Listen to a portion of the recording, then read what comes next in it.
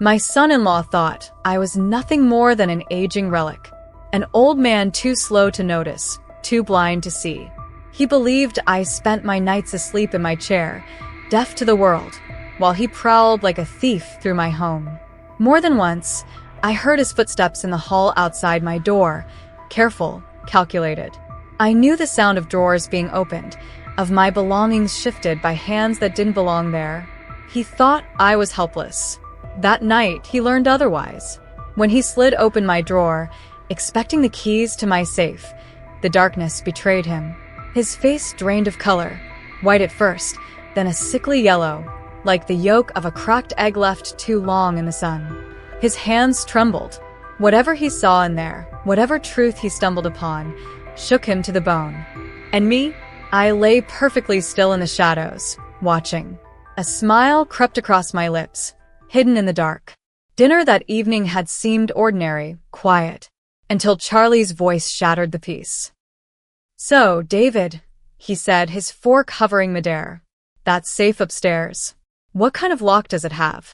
The metal in my hand froze halfway to my mouth. Lauren choked on her water, startled. "Charlie, what kind of question is that?" she asked, her tone sharp, uneasy. But his eyes never wavered. They stayed locked on me, cold, relentless. There was hunger in them, something predatory, like a wolf circling prey. My chest tightened as I lowered my fork with deliberate care. "Just curious about security," Charlie continued, forcing a smile across his lips. "Break-ins around here have been getting worse." "Break-ins?" I almost laughed. 15 years in this neighborhood, and the wildest story had been Mrs. Henderson's cat stuck in a tree. "What break-ins?" I asked, voice calm but heavy with suspicion. He waved his hand like it was nothing. "Oh, you probably don't hear about them. They don't want to cause panic." Then he leaned forward, elbows digging into my dining table, invading my space. "But a man your age, living in a place this size, you must take security seriously." Lauren shifted beside him, uncomfortable. Dad's always been careful about locking up. But Charlie didn't stop. "Right. But what about insurance?" His voice carried a sharper edge now. "If something happened to you, God forbid, Lauren would need to know where you keep the important things. Don't you think?" The room seemed to shrink around me. I studied his face. The way his pupils widened when he spoke of my death. The restless tapping of his fingers against the table. He wasn't just curious. He was calculating. "I have everything in order," I said, finally. "Lauren knows what she needs to know." But Charlie leaned closer, his smile curling. "Does she know about the key?" The air turned heavy. Smoke without fire. Lauren blinked between us, confused. "What key?" she asked. "The one in your dad's drawer," Charlie answered smoothly. "The one that—" "How do you know about any key in my bedroom?" My voice cut sharper than I intended. For a second, his mask cracked. I saw it then, the real him. Cold. Ruthless. A predator pretending to be family. Then, as quickly as it came, he covered it with a performance of sincerity. "Last week. Headache. I was looking for aspirin. Lauren told me to check your bathroom cabinet, but I must have opened the wrong drawer. Sorry, didn't mean to invade your privacy." Lauren rushed to his side, nodding. "I remember. That headache was terrible." But I remembered too. He hadn't been sick. He had vanished upstairs for half an hour while we sat downstairs wondering. 30 minutes is long enough to do more than look for aspirin. "The aspirin has always been in the medicine cabinet," I said, low and even. "Always." Charlie's jaw tightened, just enough for me to see. "Must have been really out of it," he said, feigning weakness. But the damage was done. The rest of dinner limped forward, hollow. Yet Charlie never stopped circling back. Little questions dressed as small talk, about my bank, about the locks on my doors, about my daily schedule. His voice probing, his eyes dissecting. Every word, every pause felt like fingers pressing into wounds I hadn't realized were still open. When the last plate was empty, Lauren stood quickly. "Dad, you cooked. Let me clean." "I'll do it," I said, stacking plates. My rituals mattered. Washing dishes steadied me, gave rhythm to my thoughts. Tonight, I needed that rhythm more than ever. Charlie touched Lauren's shoulder, already steering her away. Come on, honey. Let him be. Their footsteps climbed the stairs, their door closing soon after. I stayed at the sink, my hands working automatically. Weź. Rinse. Dry. But my mind replayed every word, every glance. The way Charlie knew about a key he should never have known. The way he slipped death and inheritance into conversation so casually. Red flags waved in my memory like sirens I'd ignored too long. His unemployment story that never added up. The way he studied the house, almost like he was mapping it. The kitchen gleamed when I finished. Every glass, every plate returned to its place. Order restored. And yet something inside me had shifted. The house no longer felt like home. It felt compromised. Exposed. I climbed the stairs slowly, listening. At the top step, I froze. My bedroom door stood ajar. 2 inches of darkness, a sliver of secrets revealed. That door had been closed when I came down to dinner. Always closed. A habit I'd kept for decades. Lauren and Charlie were supposed to be in the guest room. There was no reason for anyone to be in my room. I stood still, hand gripping the banister, heart pounding. The silence pressed against me. No sound from the guest room. No movement anywhere. Just the creaks of an old house settling, and my own blood rushing in my ears. I pushed the door open, slow, steady, waiting for the wood to creak. It didn't. The hinges made no sound. I had oiled them myself years ago, yet stepping into that room felt like trespassing into a crime scene. My sanctuary had been touched, rearranged, violated. At first glance, everything appeared normal, untouched. The bed still neat, corners sharp, sheets pulled tight. My glasses rested exactly where I'd left them on the nightstand. The lamp angled the way I always preferred. But decades of habit had trained my eyes to see the small betrayals others would miss. The closet door stood open, not wide, just 4 inches. To anyone else, meaningless. To me, it was a scream in the silence. I always closed it completely. The slightest crack would gnaw at me all night, so I never left it that way. My gaze shifted to the dresser. The drawers no longer sat flush. The second from the top, where I kept the papers that mattered most, had been shoved back carelessly, the corner of a manila folder jutting out like a tongue mocking me. Heat crawled up my neck. My stomach clenched as I pulled the drawer open. The order was wrong. Too neat for chaos. Too careless for innocence. Folders shuffled, not destroyed, but rearranged. Insurance files tangled with bank statements. My will, always kept at the back, now sat disturbingly close to the front. And the small brass key, taped beneath the drawer lip where only I knew to look, was gone. I ran my fingers over the bare wood, once, twice, desperate for the familiar bump of tape. Nothing. Vanished. The safe key. The very safe Charlie had oh so casually questioned me about at dinner. My hands began to tremble. Not from fear. From rage. This wasn't a mistake. This wasn't curiosity. Someone had entered my most private space with intent. Not fumbling, not random, but deliberate. Someone had known what to search for, what mattered. Someone had touched what only I should touch. I turned to the closet, where the safe stood anchored to the wall. Small but solid. The digital lock still blinked faithfully, but it didn't matter anymore. The key was out there, in Charlie's pocket.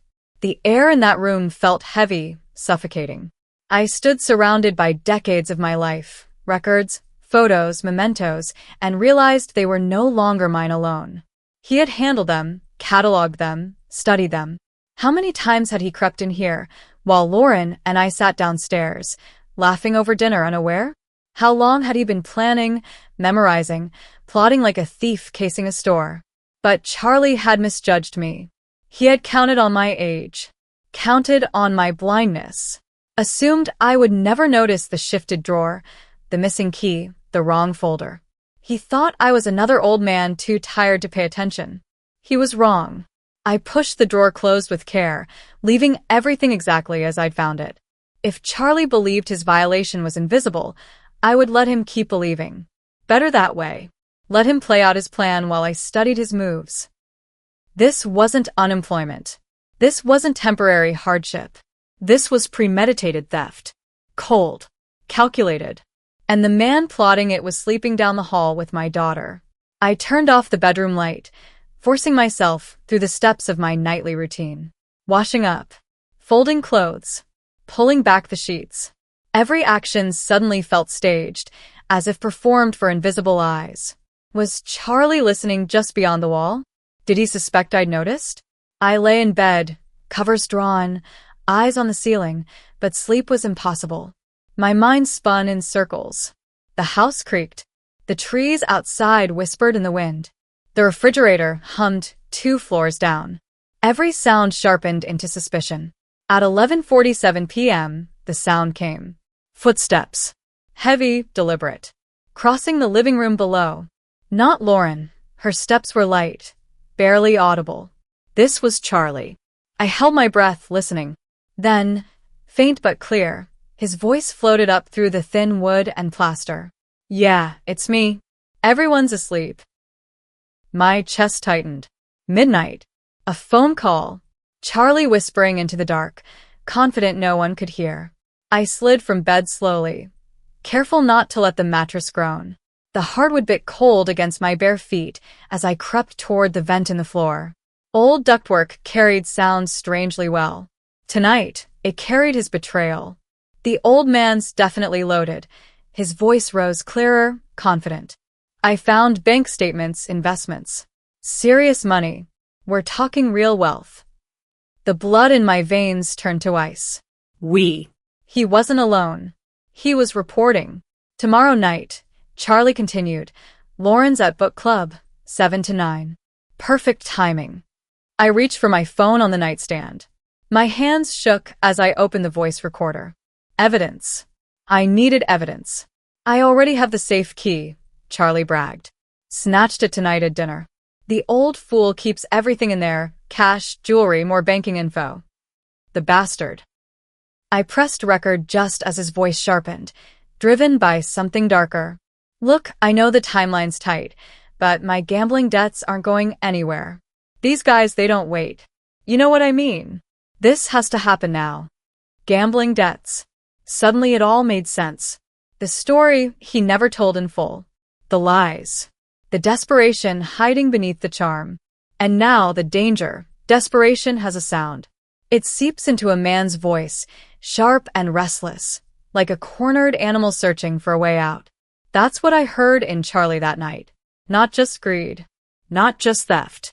But a man drowning in his own bad choices, clawing for air. David's just some lonely old widower, he sneered, voice dripping with contempt. Probably grateful for the company. Has no idea what's coming. Hell, he was asking me about security at dinner tonight, practically handed me the details I needed. The words burned like acid. Rage surged through me, hot and violent, pressing against my chest. The way he dismissed me, reduced me to nothing more than an easy mark. Just another stereotype. Some doddering old man too blind to see. I forced my body to stay still. My breathing even. My phone recording every poisonous word. Charlie's tone shifted, smooth again, calculated. The beauty is he'll never suspect family. Even if he notices something's off, Lauren will convince him he misplaced it. You know how old people are with memory. Old people. The insult cut deep. I was 66, not 96. My mind was sharper than it had ever been. Sharp enough to remember every single word of this betrayal. By Thursday we'll be gone, he continued confidently. I'll tell Lauren I got a job out of state. Something urgent. We'll be out before the old man even realizes what hit him. Silence followed, broken only by his laugh. That sound slithered under my skin cold, mocking. Maybe he should have been more careful about who he let in. Life lesson, right? The call ended. I heard him move through my home as if it belonged to him. Checking locks. Testing windows. His footsteps climbed the stairs, deliberate, quiet. I ended the recording and slipped the phone beneath my pillow. Through the crack in my still-ajar door, I watched a shadow pass in the hallway. Then the faint click of the guest room door closing. For a long time, I lay there staring into the dark, my pulse steadying as the weight of the truth sank in. Gambling debts. Dangerous men. An accomplice on the other end of that call. A plan already set in motion for tomorrow night, when Lauren would be at her book club. He would use her absence as cover, rob me blind, then disappear with her before she even knew the truth. This was bigger than the theft of a key. Bigger than the violation of my bedroom. This was betrayal at the deepest level. He wasn't just targeting me. He was manipulating my daughter's love, using her trust as a shield. But Charlie had miscalculated. He thought I was helpless. That I couldn't see beyond his act. He didn't know my history. 30 years as an insurance investigator had taught me how to recognize desperation, how to unravel lies, how to watch people until they revealed themselves. I dealt with con men, fraudsters, thieves who thought they were clever. Charlie was no different. If he wanted to play, I'd play. Only I wasn't the one bluffing. Lying there with his confession saved on my phone, my mind drifted back to the beginning. 3 weeks earlier, the morning this invasion of my life began. It was a quiet Tuesday. Coffee cooling beside me, newspaper in hand, the kind of morning I'd grown used to since retirement. Then my phone rang. Lauren's name lit the screen. That name always softened me, always brought a smile. But her voice that day stopped me cold. Dad. I know it's early, but she broke off. I could hear the strain, the effort it took not to cry. Charlie lost his job last month, she finally said. We've been trying, but we're behind on the mortgage and… How far behind? I asked, already reaching for my checkbook. 3 months. A pause. Dad. I hate to ask, but could we stay with you for a while? Just until Charlie finds something new. Her relief when I said yes nearly broke me. My little girl, 32, proud and stubborn, forced by desperation to come back home. I would have given her anything. Of course she could come. Of course I'd help. But even then, something in me stirred. A doubt. Lauren told me Charlie had worked at the same company for 8 years. That the layoffs had been sudden. Unfair. But when I pressed for details, she faltered. Charlie handled the finances, she said. He was managing the job search. She trusted him. I should have pushed harder. I should have asked more. 3 days later, they arrived. A U-Haul bursting with boxes, too much for what was supposed to be temporary. Lauren hugged me at the door, tears in her eyes, whispering thank you again and again. But Charlie was different. His handshake was firm but cold, his eyes never resting on me for long. They darted instead across my home. The furniture, the pictures, the layout, like a man scanning inventory. Nice place, David, he said, his tone casual, but his gaze sharp. Must be worth a lot in today's market. Back then, I told myself it was small talk. Harmless curiosity. Now I knew better. He wasn't admiring. He was calculating. Measuring. Plotting. During that first week, I bet myself to make room for them. Cleared closet space. Adjusted my routines. Turned my solitude into a shared rhythm. Lauren slipped back into the house easily. She knew my ways, knew my habits. But Charlie? He asked questions. Too many. About my neighborhood. Which neighbors were home during the day. What my bank routines were. Where I shopped. Whether I kept cash in the house. Innocent on the surface. But never innocent at all. I remembered the morning he offered to drive me to the bank. Save you a trip, he'd said. I need to update my unemployment address anyway. But once inside, he lingered. Standing too close at the teller window. Watching as I made my deposit. Memorizing. Calculating. Even then, I should have seen it. Charlie's questions should have set off alarms. The casual way he asked about my accounts, about whether I had a safety deposit box, about the kind of assets I kept. Each question slid past me at the time, disguised as small talk. I let them. Because I wanted to trust him. Because my daughter loved him. And because I loved my daughter. But the signs were all there. The gambling. The calls he took at odd hours, always stepping outside or closing a door behind him. He'd say it was recruiters, potential employers. But when he came back inside, I saw it. the stiffness in his shoulders, the pacing, the silent storms that followed. The mail should have told me the rest. For 2 weeks, letters had arrived with his name on them. Credit cards, collection notices, agencies I had no reason to know. I told myself they were routine updates after his layoff.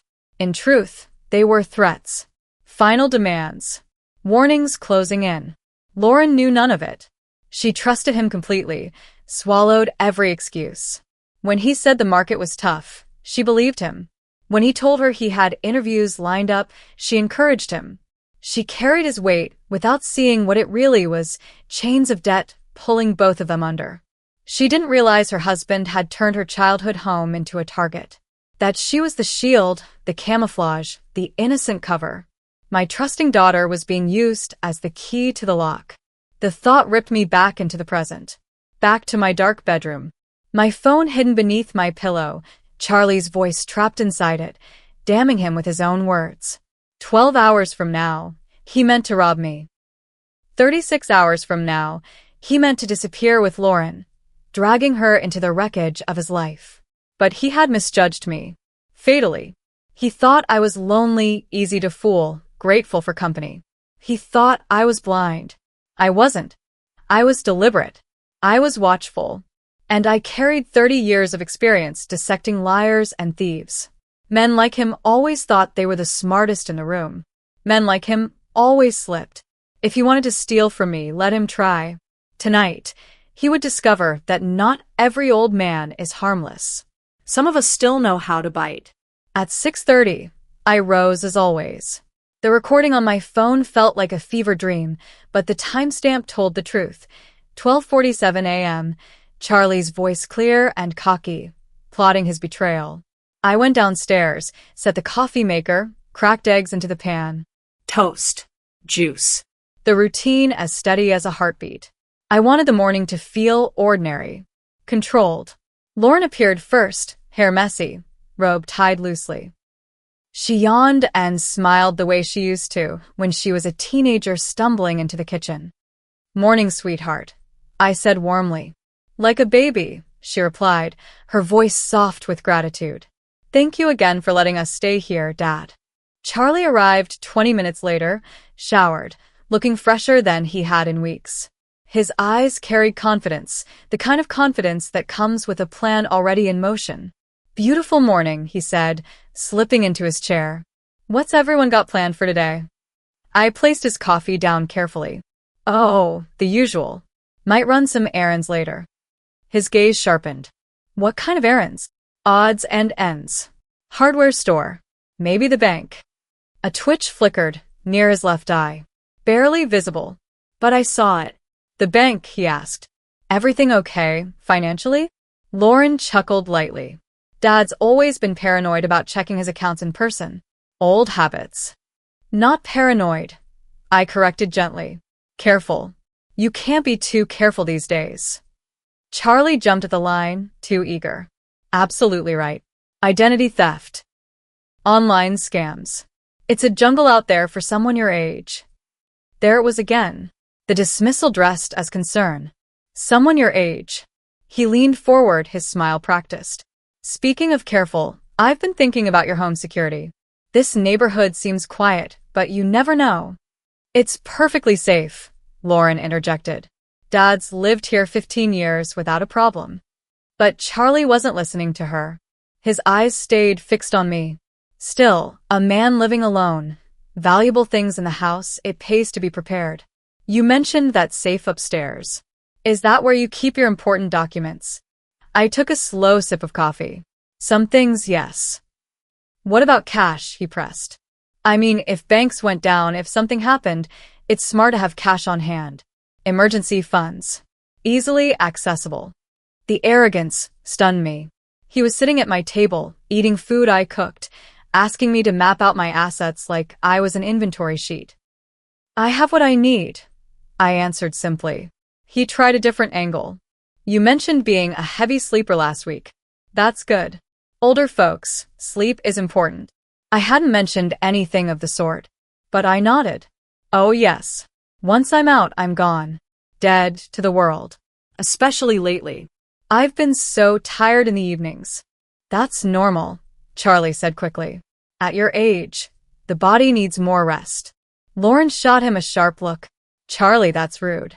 No, he's right, I said smoothly, leaning into his illusion. I usually take something to help me sleep. Knock me right out till morning. I saw it then, the subtle drop of his shoulders, his posture loosening. A predator convinced his prey was weak.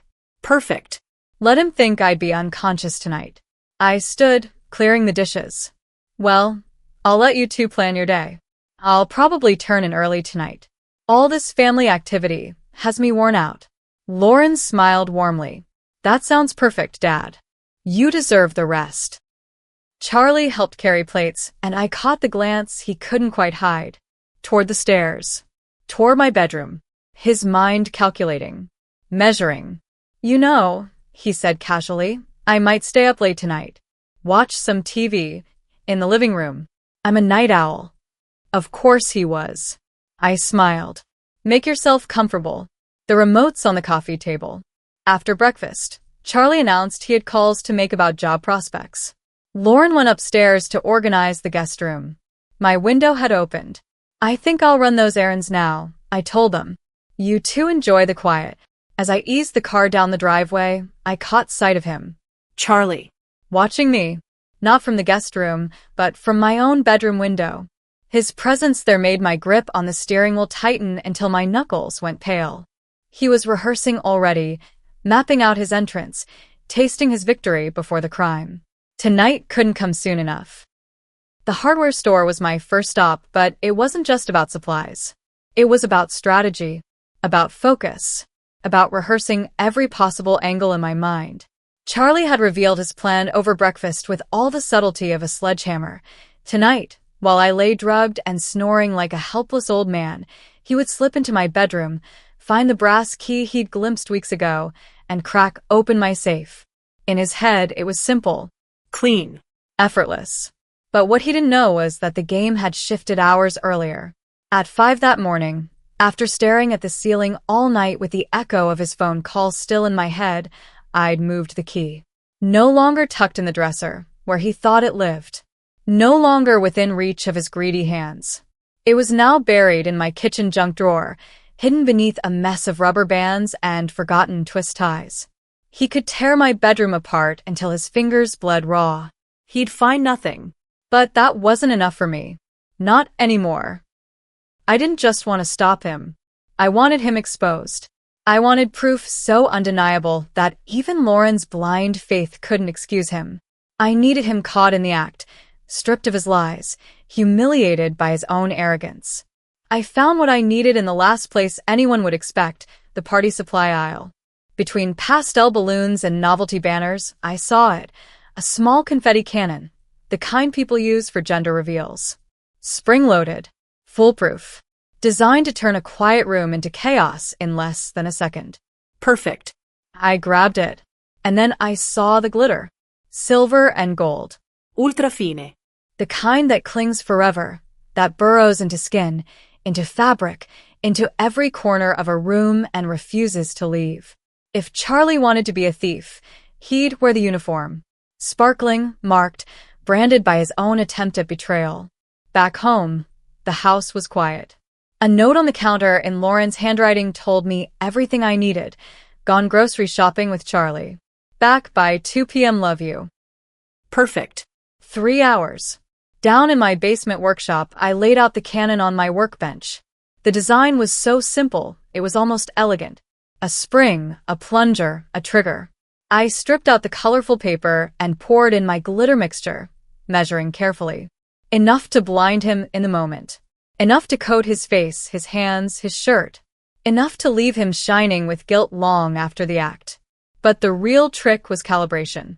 It had to fire only when he reached for the key, not when he casually brushed the drawer. I tested it with a wooden spoon, adjusting tension until I found the sweet spot. Then came the installation. Precision work. I nestled the cannon deep in the dresser drawer, aligning the trigger at the exact spot where the key had once rested. To any glance, the drawer looked normal. Old photographs, buttons, odds, and ends that meant nothing. But anyone who reached deeper, searching with purpose, would find more than they bargained for. I tested 3 times with a ruler, simulating Charlie's greedy hand digging for treasure. Each time the glitter erupted in a storm, bursting outward, coating everything in its path. Perfect. Reliable. Devastating. The final touch was the decoy. I placed an old luggage key right near the front, gleaming just enough to lure him in. He'd see it, believe he'd struck gold, and reach with confidence. That reach would trigger everything. The beauty of it wasn't just the mechanics. It was the psychology. Charlie expected silence. Stealth. He imagined himself ghosting through my room, in and out without a trace. Instead, he'd trigger an explosion that would turn him into a walking firework, a thief painted in silver and gold. Just like a bank robber caught by a die pack. By 1:45, the trap was perfect. The drawer looked untouched. Innocent. Waiting. My workbench was cleared, the evidence hidden. And in just a few hours, Charlie would walk into this room expecting to find a weak, defenseless man. Instead, he'd step into justice. I heard car doors slam outside. They were home. Lauren and Charlie, back from their little shopping trip, arms probably full of groceries. Laughing. Domestic. Like nothing was wrong. Like betrayal wasn't pulsing under the surface.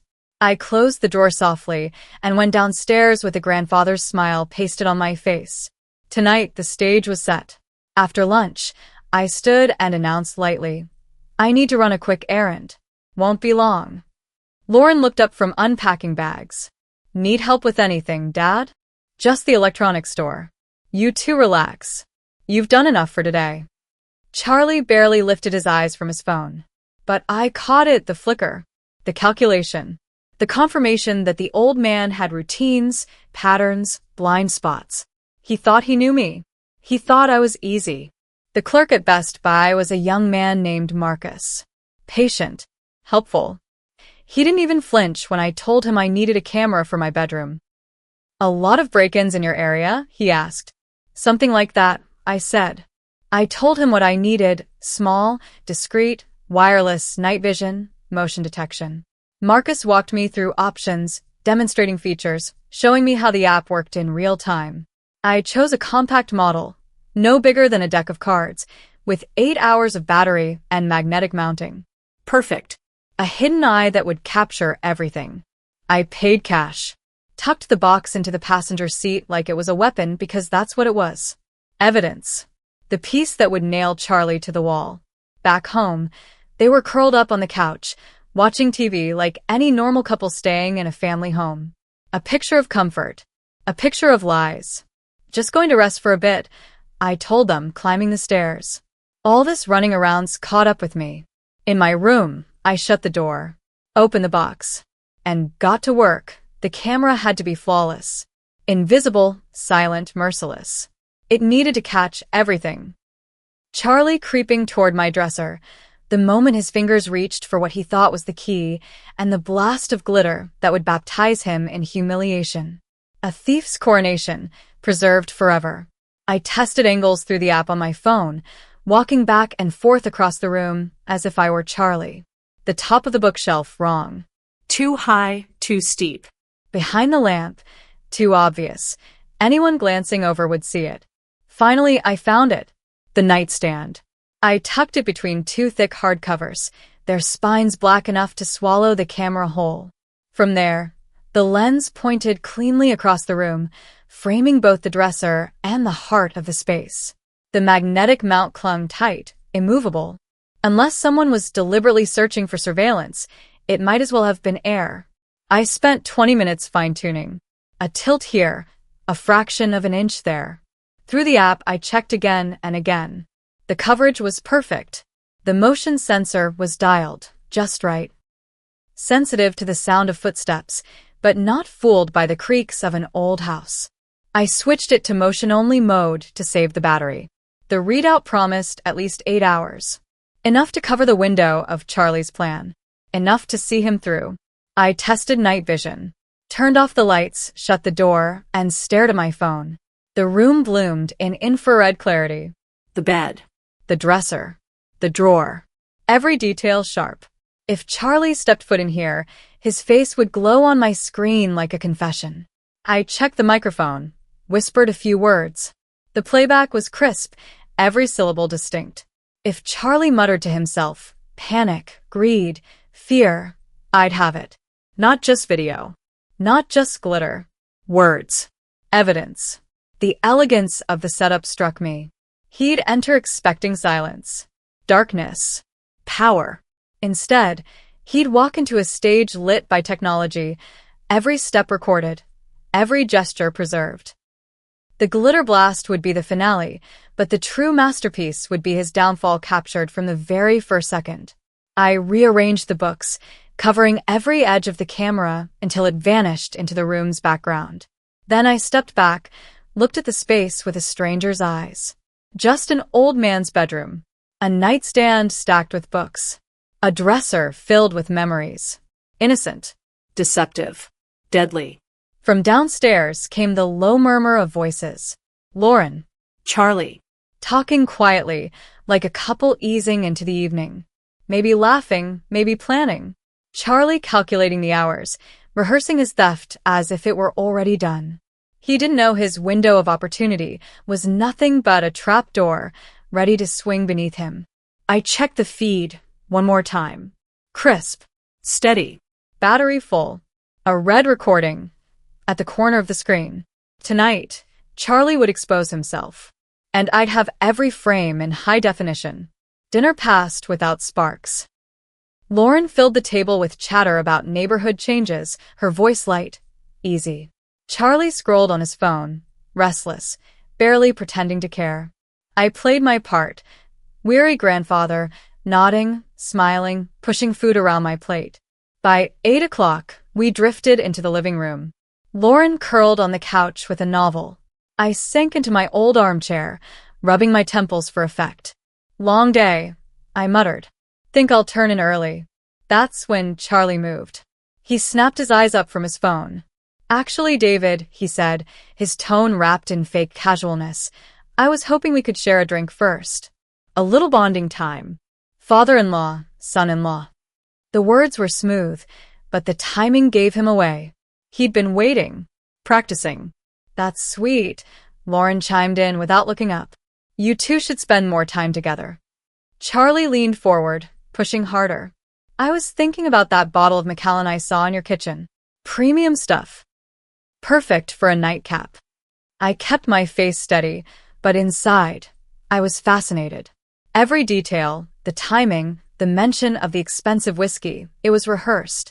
He'd planned this since breakfast. He wasn't after a drink. He wanted me compromised. I appreciate the thought, I said evenly. But I'm on medication. Doesn't mix with alcohol. Charlie's smile froze at the edges. Just for a second. Come on. One small glass won't hurt. We're practically family. Really, I should avoid it entirely. Lauren finally looked up. Dad's right. Doctor said his blood pressure meds don't mix well. But Charlie pressed on, his persistence naked. What about just a toast? A tiny sip. To celebrate, he hesitated, searching for an excuse.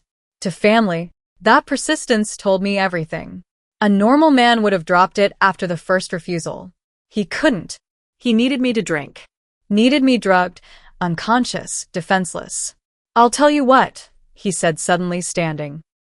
I'll pour myself a glass, and we'll just sit and talk. No pressure. He slipped into the kitchen. I heard the rattle of cabinets, the clink of tumblers. When he returned, he held 2 glasses. One full, one nearly empty, a faint splash glinting in the lamplight. He extended it to me, his hand steady, his smile fixed. Changed my mind, he said. Just a splash. Barely a teaspoon. For the toast. The whiskey sparkled amber.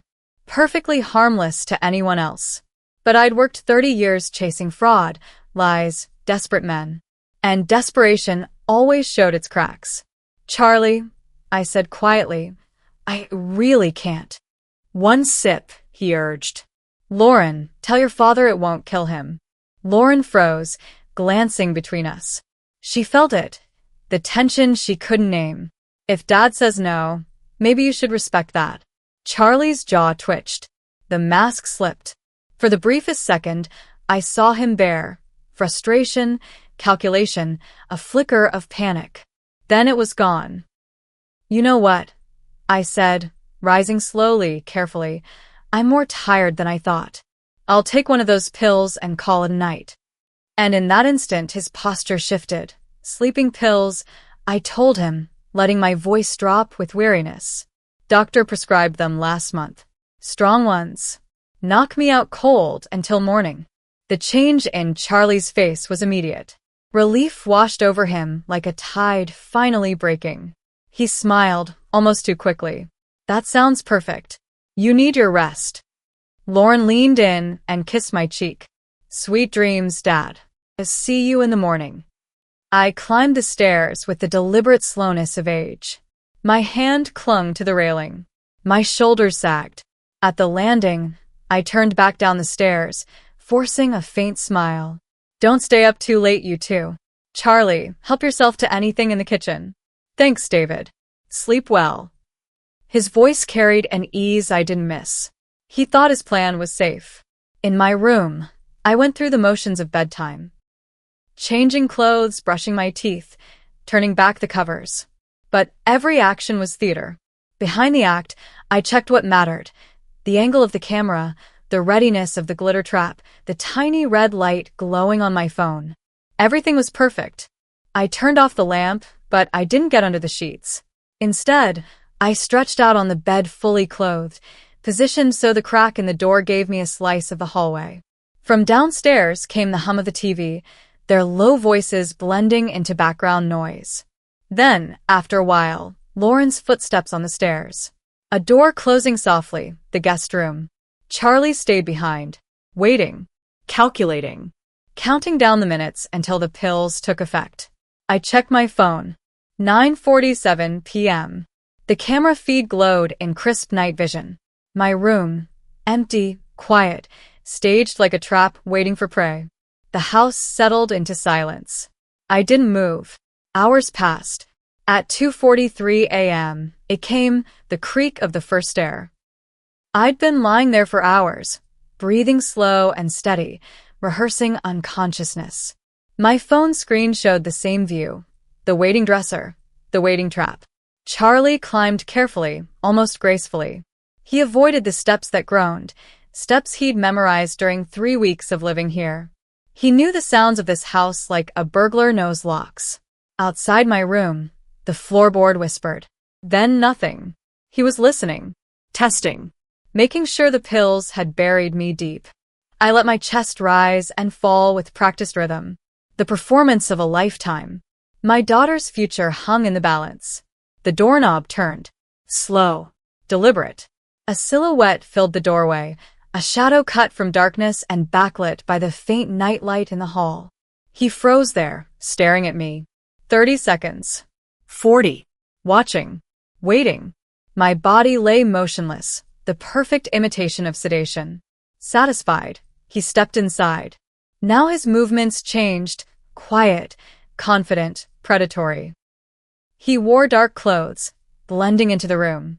But I could track him by the small sounds, the shift of shadow, the rhythm of intent. He approached the dresser like a man approaching destiny. 3 weeks of planning had led him to this moment. He knew exactly where the prize was. His hand went to the second drawer, the one with the false key, the one with the surprise. The drawer slid open. For an instant, his body language screamed victory. He reached in, fingers grasping for brass salvation. Then, boom! The confetti cannon exploded with a glorious roar, a blast that shook the silence like a firecracker. Gold and silver glitter erupted in a furious cloud, coating Charlie from head to toe. It sprayed through the room like celebratory shrapnel, filling the air with shimmering chaos. He stumbled back, choking out curses, flailing at the glitter raining down. His hair, his face, his clothes, all drenched in sparkling humiliation. He looked less like a thief and more like a human piñata, a walking disco ball in the wreckage of his own arrogance. What the hell? He gasped, swiping at the glitter that only spread further with every movement. I came to life with Oscar-worthy timing, jerking upright, fumbling for my lamp. What on earth? My voice cracked with confusion. What was that noise? The light blazed, revealing him in full ruin.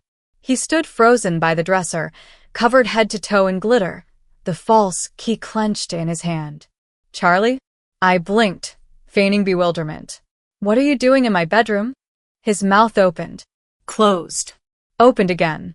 No sound came out, only glitter cascading from his hair like falling snow. I heard a noise, he stammered. Thought someone might be breaking in. Breaking in? I glanced around, wide-eyed. And you ended up sparkling? The sight finally hit him. He looked down at himself, taking in the ridiculous spectacle. His body was a canvas of silver and gold. He resembled some rejected Christmas ornament. There was some kind of trap, he muttered, weak. Trap? I tilted my head, innocent as a child. In my bedroom? From the hallway, a door banged open. Quick footsteps. Lauren. Her voice carried sharp worry. David? What's happening? Charlie's eyes widened in panic. How could he explain this? The glitter. The key. The hour. There was no story that could erase the truth now. He was caught, literally glitter-handed, by the very man he thought he could rob blind. I allowed myself the faintest smile as Lauren's footsteps hurried closer. Justice, I thought, has never sparkled so brightly. Dad? Are you okay? Lauren appeared in the doorway, robe tied hastily around her. She froze when she saw the scene, her father in bed, the lamp glowing, and her husband standing like a thief drenched in confetti. I sat upright in bed, blinking like a man startled out of heavy sleep. My confusion looked real. My concern sounded real. That was the point. Charlie stood frozen beside my dresser, caught in the act, glitter dripping from his body as if he had been dunked into the wreckage of a craft store explosion. He glittered under the lamplight, absurd and guilty at once. What in the world? Lauren's voice broke, half caught in disbelief. Her eyes swept the scene, landing on her husband. Charlie? Why do you look like a Christmas decoration? Charlie's mouth worked soundlessly, opening and closing like a man drowning for words. Each movement sent more glitter cascading from his hair, falling gently to the carpet, settling like mocking holiday snow. There was a noise, he muttered at last, voice strained, reaching for control that wasn't there. I came to check on your father. At 3 a.m? Lauren's tone sharpened, cutting through the room like glass. And you ended up covered in, what is that? Glitter? Some kind of security device, Charlie blurted, swiping frantically at his sparkling shirt. It went off when I opened the drawer. Lauren's eyes flicked from him to the open drawer, then to me. Dad, do you have security devices hidden in your furniture?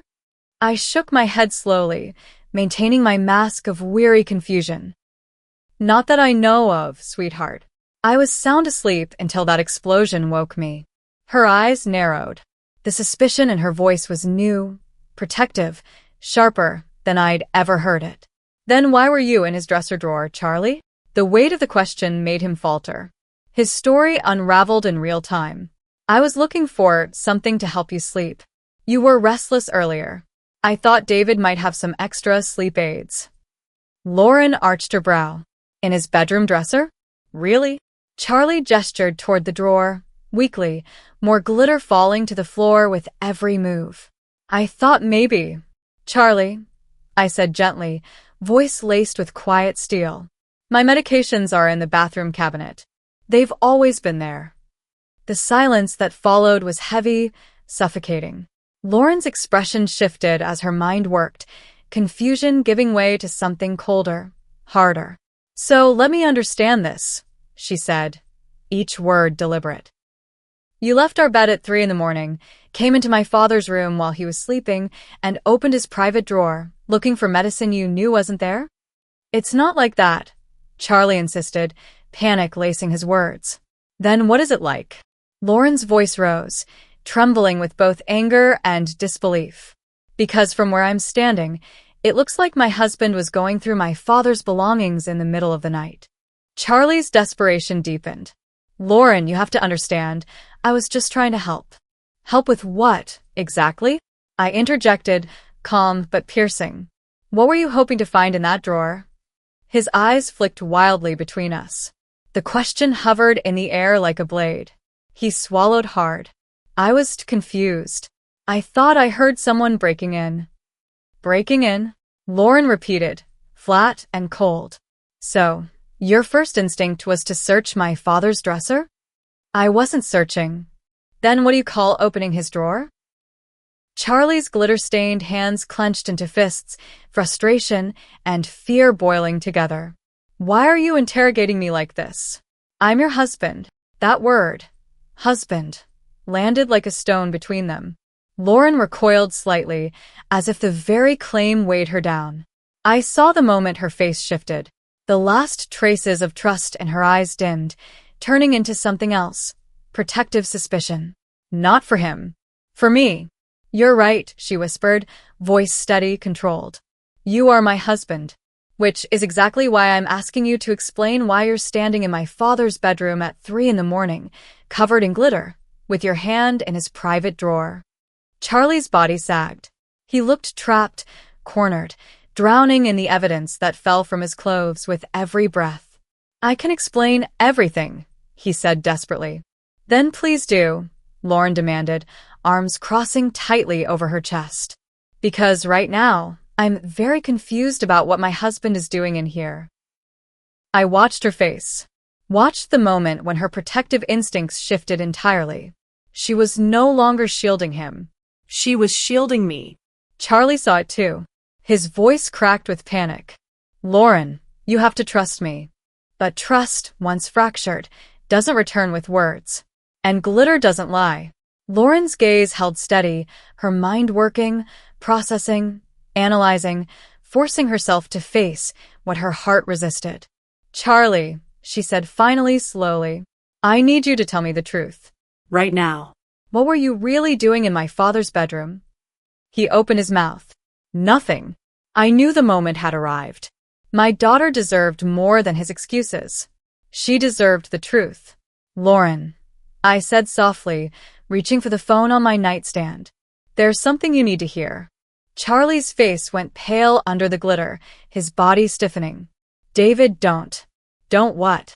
Lauren's voice cut in sharply. Don't what, Charlie? I unlocked my phone, holding it up. Sweetheart, I recorded something last night. A conversation. You should hear it. No, Charlie said quickly, his voice laced with desperation. Lauren, whatever he thinks he heard. Be quiet, Lauren snapped, her eyes never leaving me. Her voice had the sharp edge of finality. Dad, play it. I pressed the button. Charlie's voice filled the room, captured forever in crystal clarity. Yeah, it's me. Everyone's asleep. The old man's definitely loaded. I found bank statements, investment portfolios, the whole thing. We're talking serious money here. Lauren's face went still, her expression breaking apart as the words sank in. From the phone, Charlie's voice continued, cold, calculating. Tomorrow night, Lauren's going to her book club meeting. She goes every Tuesday, 7 to 9. Gives us perfect timing. Stop it, Charlie shouted, desperation cracking through. Lauren, I can explain. Shut up. Her voice was deadly calm, shaking only with the weight of betrayal. Just shut up and let me listen. Charlie's voice kept spilling from the speaker. I already have the safe key. Grabbed it earlier today while they were at dinner. The old fool keeps everything in there. Cash. Jewelry. Bank records. He practically hands it to me on a silver platter. Lauren's hand flew to her mouth. She stared at Charlie like she was staring at a stranger she no longer recognized. The recording didn't stop. Charlie's voice carried on, calm, calculated, cold. Look, I know you're nervous about the timing, but my gambling debts aren't going anywhere. Those guys don't wait. They don't forget. And they're not the forgiving type if you catch my drift. Gambling debts. Lauren's voice cracked into the silence of my room. Her whisper trembled. What gambling debts? The phone continued, merciless. David's just some lonely old widower, probably grateful for the company. He has no idea what's coming. I watched my daughter's face crumble. She heard her husband's casual dismissal of me, his description of my grief, my loneliness, my kindness, as nothing more than opportunity. The beauty is, he'll never suspect family, Charlie's voice went on.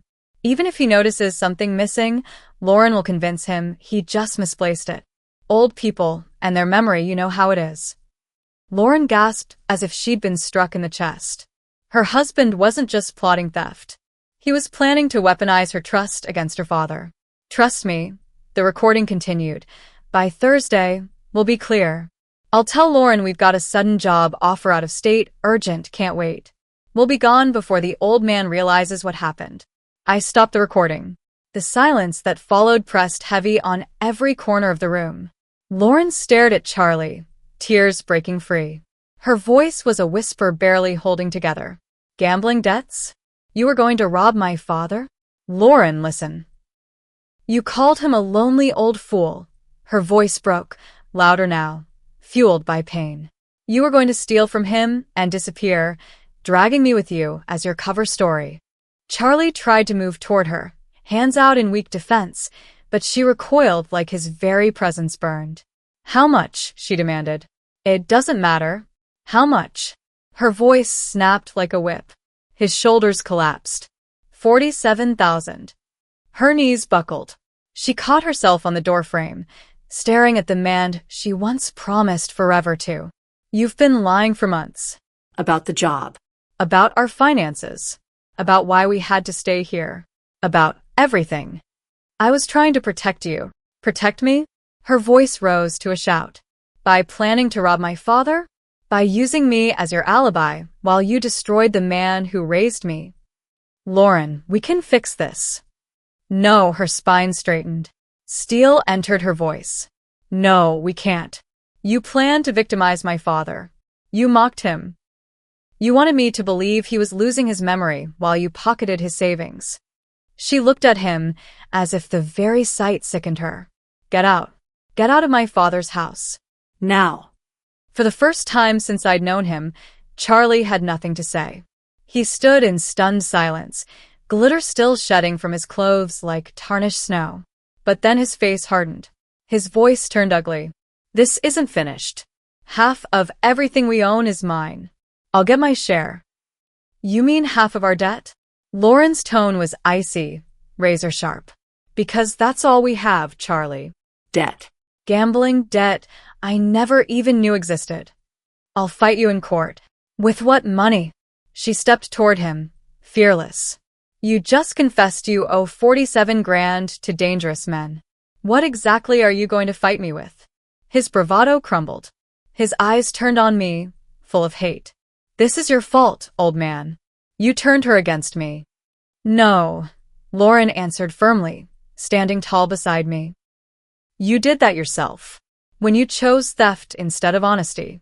When you mocked my father behind his back. When you lied to me every day for months. Charlie made one last, desperate grab for her heart. Lauren, we're married. We made vows.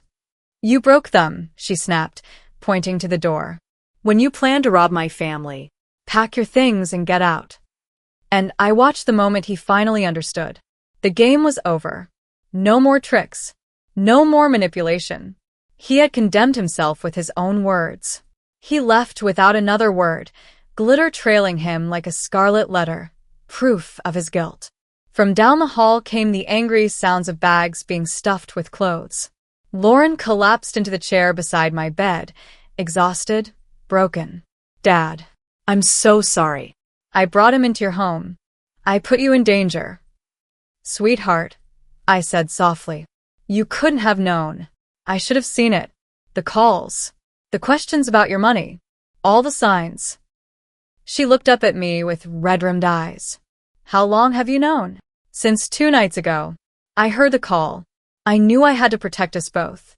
A weak smile tugged at her lips. The glitter bomb was genius. I chuckled. I wanted him caught red-handed. Or maybe glitter-handed. Through her tears, she laughed, genuine, unguarded. Charlie reappeared in the doorway, 2 bags slung over his shoulders. He still sparkled faintly, like a ruined party decoration. "Lauren, leave your key on the counter." She cut him off, her voice flat. "Don't call me. Don't come near me. My lawyer will speak to yours." He opened his mouth to argue, but thought better of it. A moment later, the front door slammed. His car roared to life. And then he was gone. Lauren and I sat in silence, listening to the night return to stillness. She turned to me, her voice small. "Can I stay here? Just until I figure things out." "This is your home," I told her. "For as long as you need it." 3 months later. I was pouring coffee in the kitchen when Lauren came downstairs, dressed neatly for her new job at the library. She had built her routines back up, piece by piece, with the strength I'd always admired in her. "Morning, Dad." "Morning, sweetheart. Sleep well?" "Like a baby." She poured her coffee and sat across from me. I grinned. "Any regrets about the great glitter trap of March?" She smirked. "Only that you didn't film his face when it went off." Her divorce had been finalized just 2 weeks earlier. Charlie hadn't contested a thing. Hard to argue for property when you're staring at gambling debts and possible criminal charges. "Busy day at the library?" I asked. "Story time at 10. Then I'm helping Mrs. Patterson with her genealogy research." She smiled. "I love it there. Peaceful. Honest. Surrounded by people who actually appreciate books." At the door, she paused. Thank you, Dad. "For protecting me. For trusting me when it mattered most." After she left, I sat at the kitchen table with my coffee, the house finally quiet again. No tensión. No lies. No one calculating how to exploit me. Just peace. My phone buzzed. A text from Lauren. "Forgot to tell you, Mrs. Henderson wants help installing a security system. Word's out about your innovative protection methods." I laughed out loud. Maybe I should patent the confetti bomb. Outside, spring spread across Coeur d'Alene.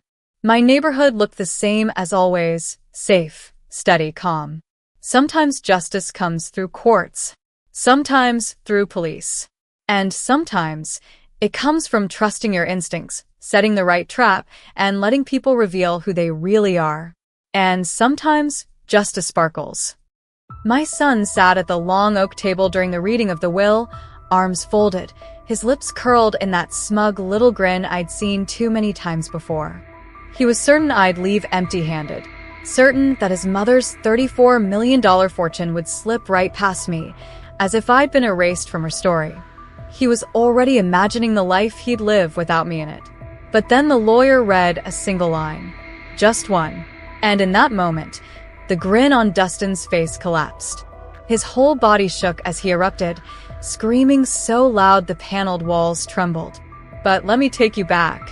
Because before that day, before that sentence tore open old wounds, my life was quieter, mundane even.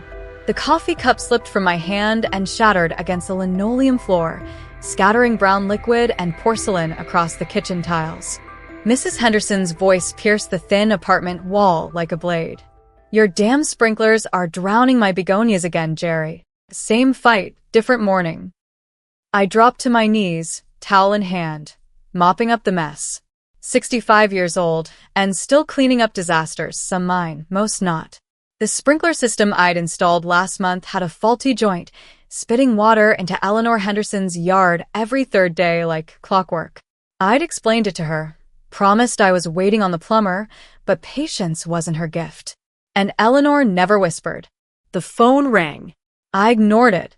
I wanted silence, just for a minute, but it kept ringing, cutting through Eleanor's shouting about property values, bad neighbors, and the kind of tenants who ruined a street. By the 5th ring, I'd had enough.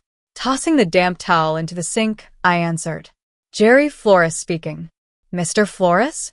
This is Janet Morrison. Morrison Welsh and Associates, Cheyenne." Her voice was calm, too calm. That practiced tone I knew too well, professional sympathy. The kind you heard right before life knocked you off balance. "I'm calling regarding Brianna Elizabeth Flores." My grip on the receiver tightened. Nobody had spoken her full name around me in 15 years. What about her? There was a pause, a faint intake of breath. Sir, I'm sorry to inform you. Mrs. Flores passed away Tuesday evening. The funeral will be this Friday, 2 o'clock, Riverside Memorial Chapel. The words hit harder than I expected, like a fist to the chest. My knees buckled as I lowered into the kitchen chair. Its familiar creak roared in the silence. Tuesday. That was 3 days ago. 3 days wasted on sprinklers and spilled coffee, while the woman I'd once promised forever to was lowered into the ground. Mr. Flores? Are you still there? I forced sound from my throat. Yes, I'm here. My voice felt strange, as if it belonged to someone else. How did you get this number? Your name was listed in her personal effects. Emergency contact. I understand you were previously married. 22 years together, 2 decades of building and breaking, reduced to 2 words on a legal form. Yes. Divorced in 2010. Understood. There will be a reading of the will after the service. You are named as a beneficiary. Your presence is expected. Beneficiary. The word echoed, hollow. Impossible. Brianna had built her empire long after we split. The small consulting firm she started during our marriage had grown into something I barely recognized, something I'd only glimpsed in headlines and business magazines. Why would she leave anything for me? Will you be attending, Mr. Flores? Through the kitchen window, I caught Eleanor Henderson inspecting her flowers, her hands on her hips, preparing for another confrontation. But her shouting felt muffled now, fading into some other world I no longer belonged to. The chapel, I repeated softly. Which one did you say? Riverside Memorial, Grand Avenue. Service at 2. Reception after. The will reading will be 4:30 downtown. I nodded, though she couldn't see. I'll be there. When the line went dead, I sat staring at the phone, as though it might ring again, undo everything, tell me she was alive after all. The coffee on the tiles had already dried into dark rings. But I couldn't move, couldn't scrub them away. Not when Brianna, stubborn, brilliant, impossible Brianna, was gone. The light through the kitchen window shifted, turning golden, catching dust motes in the air. They swirled like ghosts, like fragments of memories I'd fought to bury.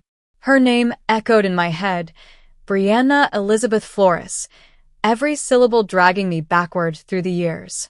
And suddenly, I wasn't in my kitchen anymore. I was back in Murphy's diner, winter of 1987, snow falling thick against the glass. She was standing near the counter in a red wool coat, her voice clear and sharp as a blade. You won't hire women as managers because we can't handle pressure? That's the most ridiculous thing I've heard all week. I froze mid-bite, fork of apple pie suspended in the air. I turned, and there she was. Strong jaw, sharp cheekbones, dark hair catching the fluorescent light. Magnificent in her fury. I prayed the manager would keep arguing, just so I could hear her dismantle his ignorance piece by piece. Ma'am, I didn't mean offense. Of course you didn't. You just meant to discriminate. She pulled a card from her purse and slid it across the counter. When you're ready to hire based on qualifications instead of tired excuses, call me. The bell above the door jingled as she left. And suddenly, the diner felt empty. Smaller. Like she'd carried the electricity out with her. I watched her step into a blue Honda Civic, carefully checking her mirrors twice before pulling onto the icy street. Careful, methodical, but never afraid to fight for what mattered. That was the first time I saw her, and nothing was ever the same again.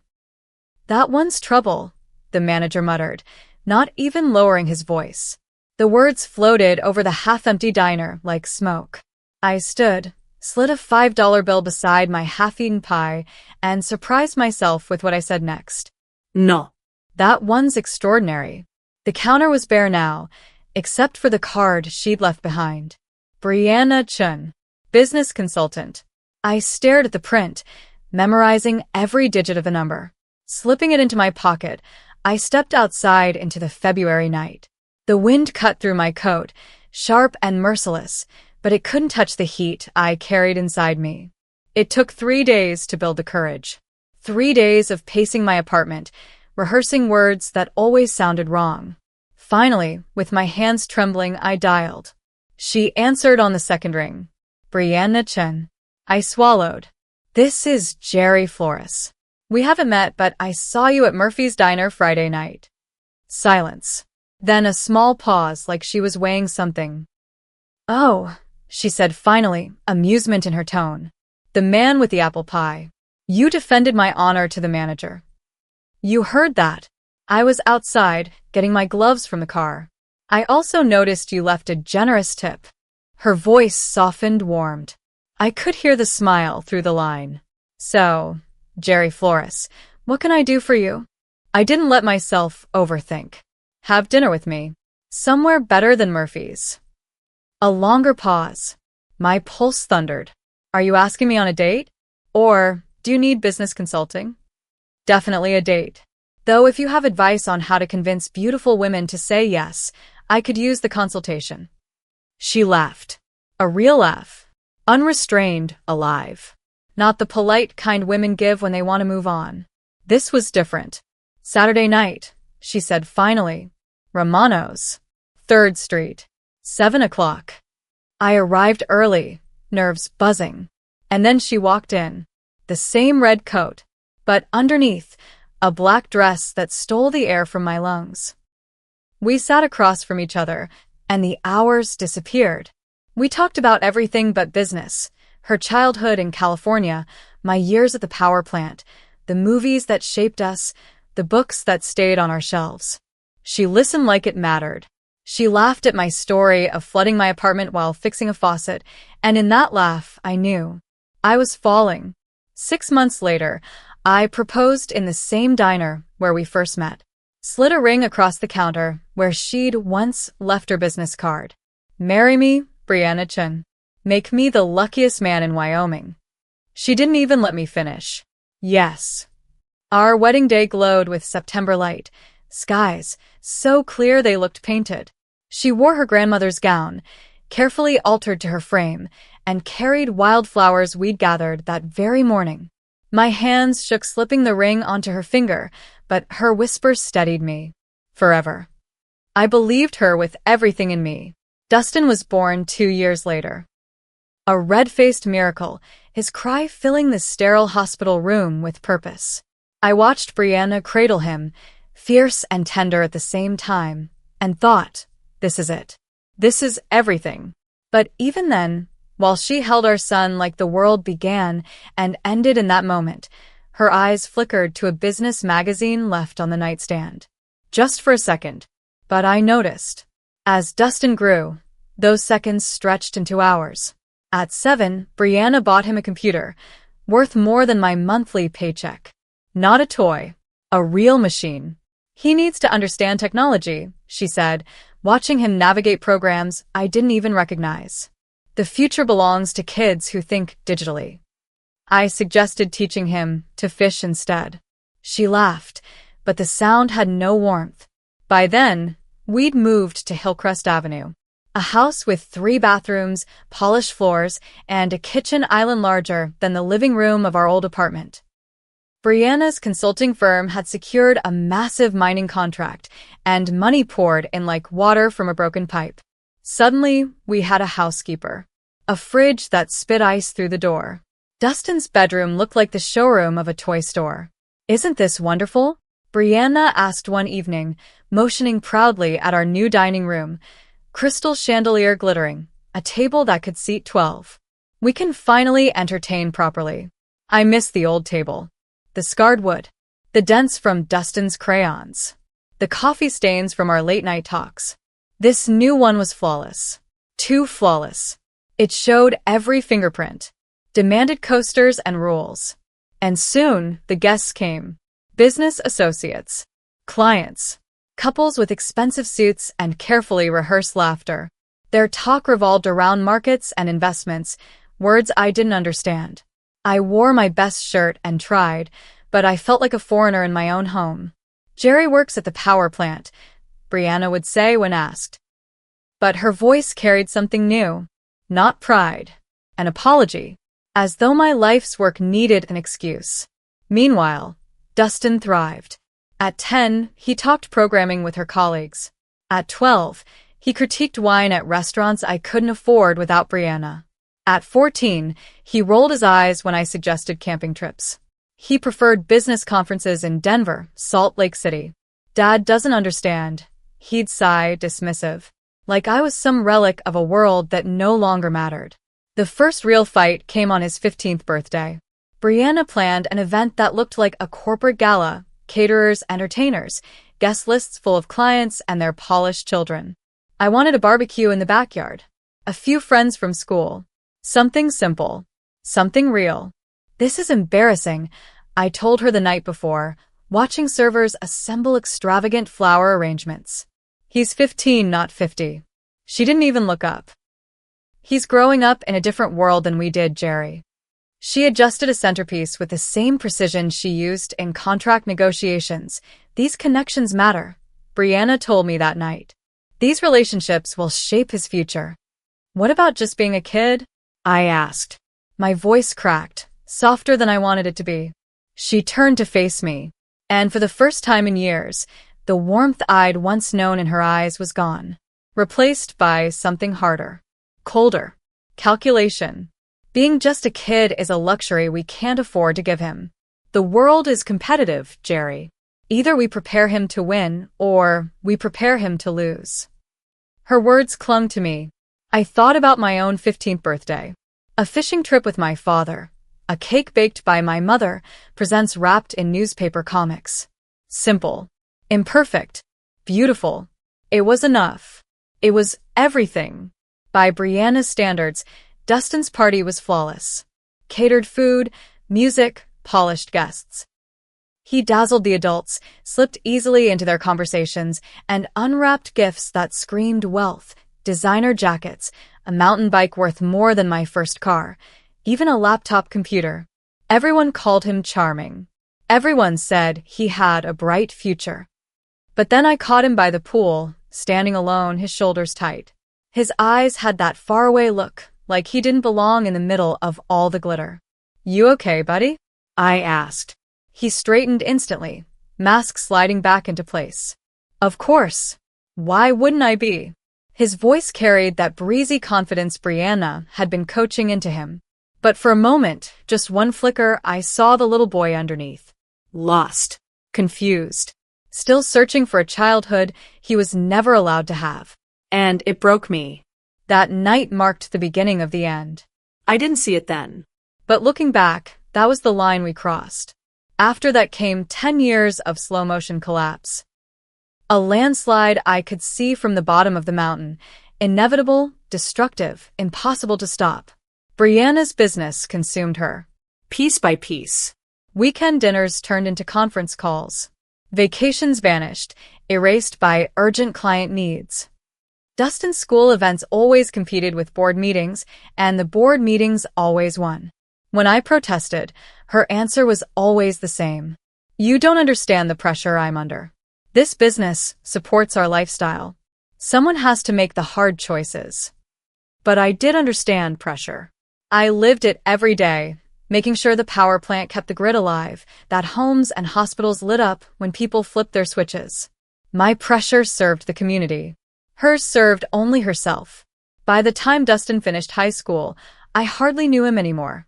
Brianna had sculpted him in her image. Sharp, ambitious, ruthless. When I suggested he consider trade school as an option, he looked at me like I'd asked him to wear rags and plow a field. Dad, that's exactly the kind of thinking that's holding you back, he said. 17 years old, voice cool and dismissive. You settled for mediocrity. I won't make that mistake. The words landed like blows. Settled for mediocrity. As if 25 years of keeping the lights on, of being steady, dependable, present, meant nothing. As if being a father who stayed was shameful. College only widened the distance. He chose business school, Brianna's alma mater, of course, and came home during holidays filled with jargon about markets and optimization, his eyes scanning our home like it was beneath him. You could do more, Dad, he told me once. the disappointment heavy in his voice. Mom started with nothing and built an empire. You've had the same job for 20 years. Some things matter more than money, I said. But he'd already stopped listening. The breaking point came his senior year. Brianna was buried in some massive acquisition deal, working 100-hour weeks. I kept the house running, groceries, laundry, the small things no one noticed until they stopped. Then she missed Dustin's graduation. A client emergency. I couldn't hold it in any longer. This is enough, Brianna. Family has to come first sometimes. She stood in our kitchen at midnight, granite countertops gleaming like a showroom, her business suit still sharp, her phone glowing in her hand. Don't you dare lecture me about priorities, she snapped, eyes never leaving the screen. Everything we have, everything Dustin's achieved, exists because of my work. And what about everything we've lost? I asked. She looked up then, genuinely puzzled. Like what? Like us. Like being a family instead of a corporation. She studied me for a long moment, and in her silence, I saw the truth. We weren't a family anymore. We were a business arrangement past its expiration date. I had no idea why she remembered my name in her will. The 3 days between Janet Morrison's call and the funeral blurred together, suspended in a fog I couldn't shake. I scrubbed my apartment twice. The floors gleamed. The air smelled faintly of lemon cleaner. I pressed my one good suit until the creases stood sharp, rehearsed conversations in the mirror that I knew would never happen. Each morning I thought about not going. Each night I decided I had to. No matter what it cost me, I owed her that much. Friday morning came gray and cold, Wyoming weather in May, half winter, half spring, undecided. I stood in the bathroom, pulling a tight against my throat, one I hadn't touched in years. The reflection stared back, older than the man I felt inside. Silver where there used to be brown. Lines that told a map of disappointments, quiet sacrifices, things lost without fanfare. I wondered what Brianna would see if she looked at me now. The drive to Riverside Memorial Chapel cut through Rock Springs like a history lesson. My worn-down apartment complex gave way to neat rows of middle-class homes, then to the manicured lawns and stone facades of Brianna's people, the world she'd fought for, built, chosen over me. The chapel stood on a hill, Gothic and permanent, towering above the town like a monument to her victory. The circular drive overflowed with wealth. Mercedes, BMWs, Teslas, cars worth more than I'd earned in my best year. I pulled my 15-year-old Honda between a Lexus and a Cadillac, the paint chipped, the engine sighing as it shut down. I felt like an intruder sneaking into a celebration I hadn't been invited to. Inside, the air carried the weight of money. Mahogany pews, stained glass windows glowing with biblical light, flowers arranged with calculated elegance. At least 200 people filled the space, their voices weaving a low hum, half mourning, half networking. Deals whispered in hushed tones, handshakes exchanged under the cover of grief. Faces drifted through the crowd. A few I recognized from the business dinners Brianna used to drag me to, evenings where I sat stiff in a suit, trying to smile through conversations about markets and mergers. But most were strangers from her world after me. I slid into a back pew, hoping invisibility might protect me. But whispers spread. Her ex-husband. Can you believe he came? After what he put her through, stories grow legs when no one corrects them. Over the years, I had become the villain. The man who clipped the wings of a brilliant woman. The anchor that nearly drowned her greatness. I'd stopped fighting those stories long ago. People needed their villains. Then I heard it. Dad. The word cut through the chapel like a blade. I looked up. Dustin. Striding down the aisle, face tight, disbelief etched in every line. At 37, he was Brianna's reflection, sharp cheekbones, commanding presence. The suit on his back probably cost more than my car. His watch flashed under the lights. His haircut was surgical. Confidence radiated from him like heat off asphalt. What are you doing here? His voice carried across the chapel, slicing the murmurs into silence. I rose slowly, my knees stiff, my chest heavy. I came to pay my respects. You lost that right 15 years ago. He closed the distance, and I caught the smell of his cologne. Expensive, sharp, designed to dominate a room.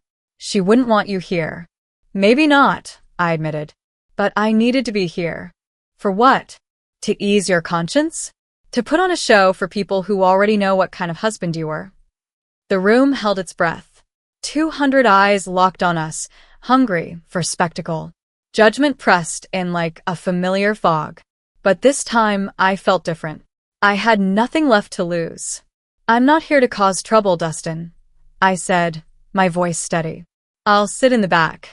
I won't speak to anyone. When it's over, I'll leave. You'll leave now. His voice rose, feeding the crowd's appetite. A few nodded. Someone muttered approval. You embarrassed her enough when she was alive, he said. Don't insult her memory by pretending grief now. I stood firm, meeting his eyes. The air vibrated with anticipation. Someone coughed. A phone buzzed against wood. Before I could speak, Dustin turned, raising his voice to the mourners, the way a prosecutor addresses a jury.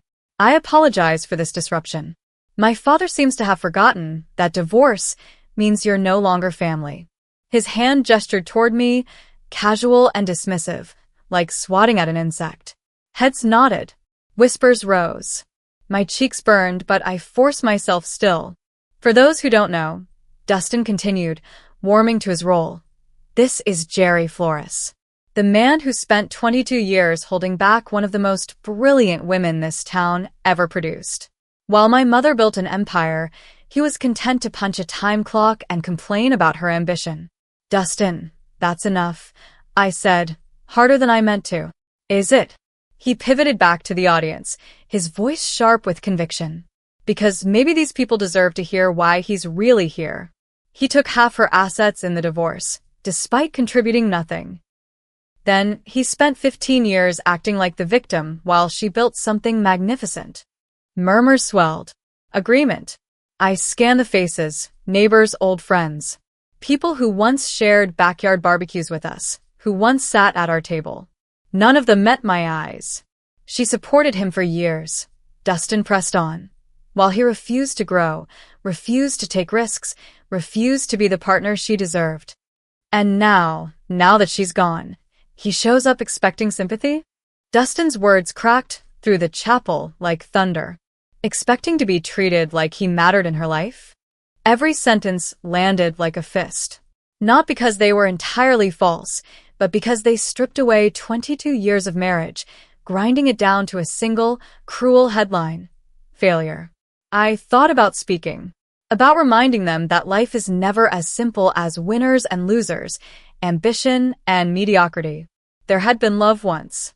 Fierce, complicated, imperfect love. But what was the point? These people had already chosen their story years ago. And in their story, I was the villain. My mother died building something that will outlast all of us, Dustin declared, his voice rising with the conviction of a preacher. She deserved a husband who lifted her higher, not one who tried to drag her down. The chapel went still. I stood under the weight of 200 eyes, each stare a verdict, each silence a sentence. Shame pushed against my ribs. A part of me wanted to walk out, vanish before the humiliation sank deeper. But another part, stronger, stubborn, refused. I had loved Brianna Chin more than anyone else on this earth. That love, whatever remained of it, deserved to stand for her final goodbye. Are you finished? I asked quietly. The words surprised him. For a flicker of a second, his confidence cracked. He had expected me to crumble, to shrink. But I didn't. I loved your mother for 40 years, I said, my voice steady, carrying across the stillness. 22 of them as her husband. 18 more as a man who still wished her well, even after everything went wrong. I'm not here for recognition. Not here for sympathy. I'm here because once, long ago, we made promises. And I choose to honor that. Then I sat down, folded my hands, waited. The silence stretched until it snapped. Dustin froze mid-aisle, his face caught between fury and disbelief. He hadn't prepared for resistance. Not from me. The service will begin in 5 minutes, a man at the front announced, the funeral director, trying to stitch order back together. Dustin turned, gave me one last glare sharp enough to cut, then slid into the front pew reserved for family. Whispers followed in his wake. The nerve of some people. Poor Dustin, having to endure this. He should have stayed home. But I stayed. I stayed through the eulogy that crowned Brianna as a visionary, through the stories of business partners who spoke of her brilliance as if it were scripture, through the hymns chosen to celebrate triumph and resilience. Each word felt like a knife, carving away the woman I'd known and replacing her with a symbol. When it was over, people filed forward, offering Dustin condolences as though he were the lone survivor of a tragedy. They passed me as if I were furniture. I waited until the chapel emptied before I reached for my jacket. Mr. Flores? The voice was polished, professional. I turned to see a man in a tailored suit approaching with the smooth confidence of someone used to being listened to. Mid-50s, lean, wire-rimmed glasses, leather briefcase in hand. He extended a hand. Dan Morrison. Morrison, Welsh and Associates. His grip was firm, his gaze direct. I'm sorry for your loss. May I have a word? The service was very nice, I said, shaking his hand. Brianna would have appreciated it. She was very specific about her arrangements. He glanced around the emptying chapel, lowering his voice. I need to speak with you and Dustin about Mrs. Flores's estate. Before I could respond, Dustin appeared at my side, slipping easily into charm. His grief fell away, replaced by businesslike focus. Dan? Finally. I was wondering when we'd get to the important part. Of course, Dustin, Morrison said evenly. Matters like these require care. I'd like both of you at my office for the reading of your mother's will. Both of us. Dustin's eyebrows rose. His hand waved vaguely in my direction. Is that necessary? He's not. Your father is specifically named, Morrison interrupted, his tone clipped. His presence is required. I blinked. Named in the will? That didn't make sense. After everything, why would Brianna include me in anything? More likely some minor clause. Forgiving an old debt. Confirming I had no claim. I don't think that's necessary, I said softly. It's probably just a formality. You don't need me there. Morrison's eyes locked on mine, steady, unyielding. I'm afraid we do, Mr. Flores. Mrs. Flores was very specific. Both of you must be present.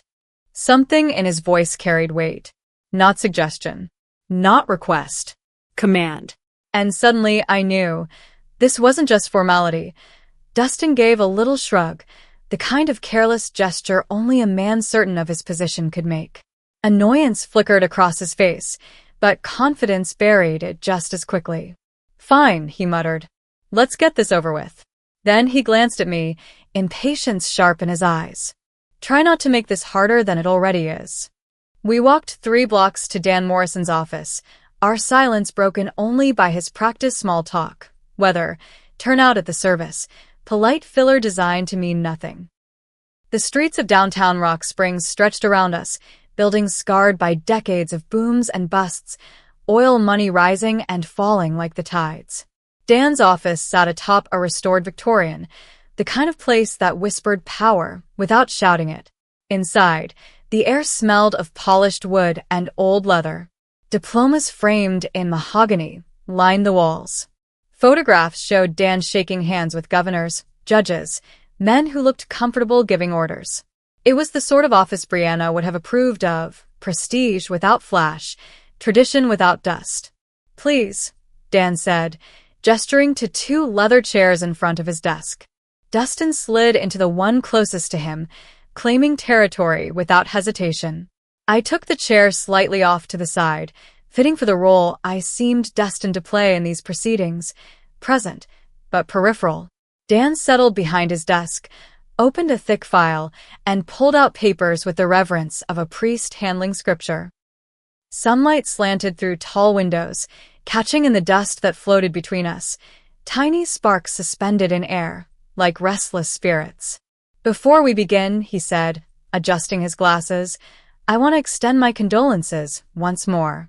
Brianna was not only a valued client, but a friend. Her passing is a loss to us all. Dustin nodded, solemn and controlled, every move measured for appearance. I said nothing. Words felt out of place in a room like this, when my connection to her had long been erased in everyone else's eyes. Dan lifted the first document. The sound of the stiff paper echoed in the quiet. This is the last will and testament of Brianna Elizabeth Flores, executed March 15, 2024. Properly witnessed under Wyoming law. This supersedes all previous versions. 14 months ago. My chest tightened. Why then? Had she known? Had something already begun unraveling inside her body that no one spoke of? The document confirms that Mrs. Flores was of sound mind and under no undue influence when she executed it. His tone carried the rhythm of ritual, the cadence of law stripped of emotion. Dustin leaned forward, his posture betraying anticipation. This was the moment he'd been waiting for. The passing of the torch, the official recognition of what he'd always believed was his rightful inheritance. Dan turned the page. His glasses caught the afternoon light, a brief flash across the lenses. I hereby make the following specific bequests and devises, he read. To my beloved son, Dustin Michael Flores, I leave the family home at 847 Hillcrest Avenue, along with all furnishings, artwork, and personal property contained therein. Dustin's lips curved into a satisfied smile. Hillcrest. A sprawling house with mountain views, marble counters, rooms big enough for guests to lose themselves in. A house worth close to $1 million. Dan continued. I also bequeath to Dustin the sum of $500,000 to be transferred from my primary investment account within 60 days of probate. $500,000. My pulse slowed as I watched Dustin's expression shift. The smile remained, but its edges frayed. He was pleased but calculating. $500,000 plus the house was a fortune, yes. But Brianna's empire was worth so much more. The real prize was still missing. Where was the company? That's generous, Dustin said, voice steady but thin. But what about her business interests? Flores Consulting. Dan's face didn't change. His voice remained even. I'll get to that. For now, I'm continuing with the specific bequests. Dustin's jaw tightened. His leg bounced once, then stilled. Dan, read on. The bequest to Dustin includes the following condition. He must remain employed with Flores Consulting Solutions for a minimum of 2 years following the date of this will's execution, or until such time as the company is sold or dissolved. The words hung in the air, sharp and heavy. Dustin froze. His confidence cracked, confusion breaking through. Conditions? His voice rose. What kind of conditions? And what do you mean sold? Who would sell the company? I'm only reading what your mother wrote, Dan said calmly. These are her words, not mine. The atmosphere in the room shifted. The casual arrogance Dustin had worn like armor began to slip. His fingers flexed against each other, restless, uncertain. And me, I leaned forward to spite myself. I'd promised to remain detached, a spectator. But suddenly, I felt something moving in the undercurrent of this moment. Something unexpected. Let me get this straight. Dustin's voice sharpened, the same jagged tone I'd heard in the chapel when he tried to put me on trial. His hands cut through the air as he spoke. I get the house. I get $500,000. But there are strings. And now you're saying something about the company being sold? That makes no sense. My mother would never sell her company. That was her life. Dan didn't answer right away. Instead, he removed his glasses and polished them slowly with a white cloth, every movement measured. It was less about cleaning and more about giving us a moment to absorb the words already spoken.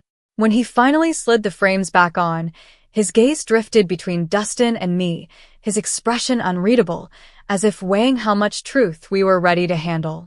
Your mother's will, Dan said quietly, contains additional provisions. They address the rest of her estate, the company, her portfolio, and several significant holdings. Then let's hear them, Dustin snapped, his patience slipping. His voice carried the brittle edge of a man used to being in control, now realizing the ground beneath him might be shifting. I sat still, though unease prickled through me. Dan's careful wording, his somber tone.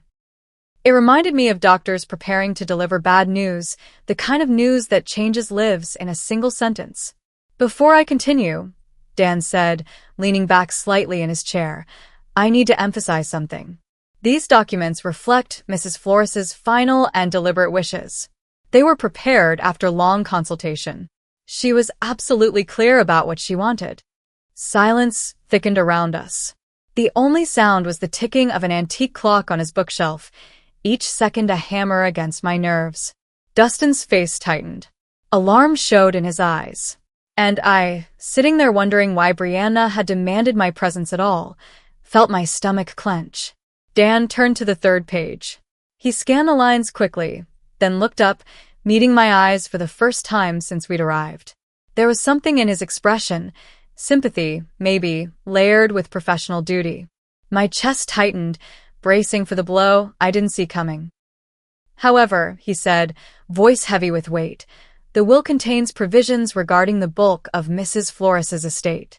Dustin leaned forward, his hands clamped on the armrests, as if ready to seize what he believed belonged to him. Finally, he muttered, let's hear it. The company.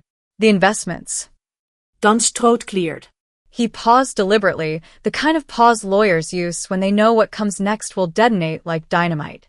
To my former husband, Jerry Michael Flores, he read slowly, each syllable distinct, deliberate. I bequeath the sum of $33.5 million to be transferred from my primary investment accounts and securities portfolio. The words didn't land. They crashed. For a moment, I didn't breathe. My jaw went slack. My mind couldn't even hold the number.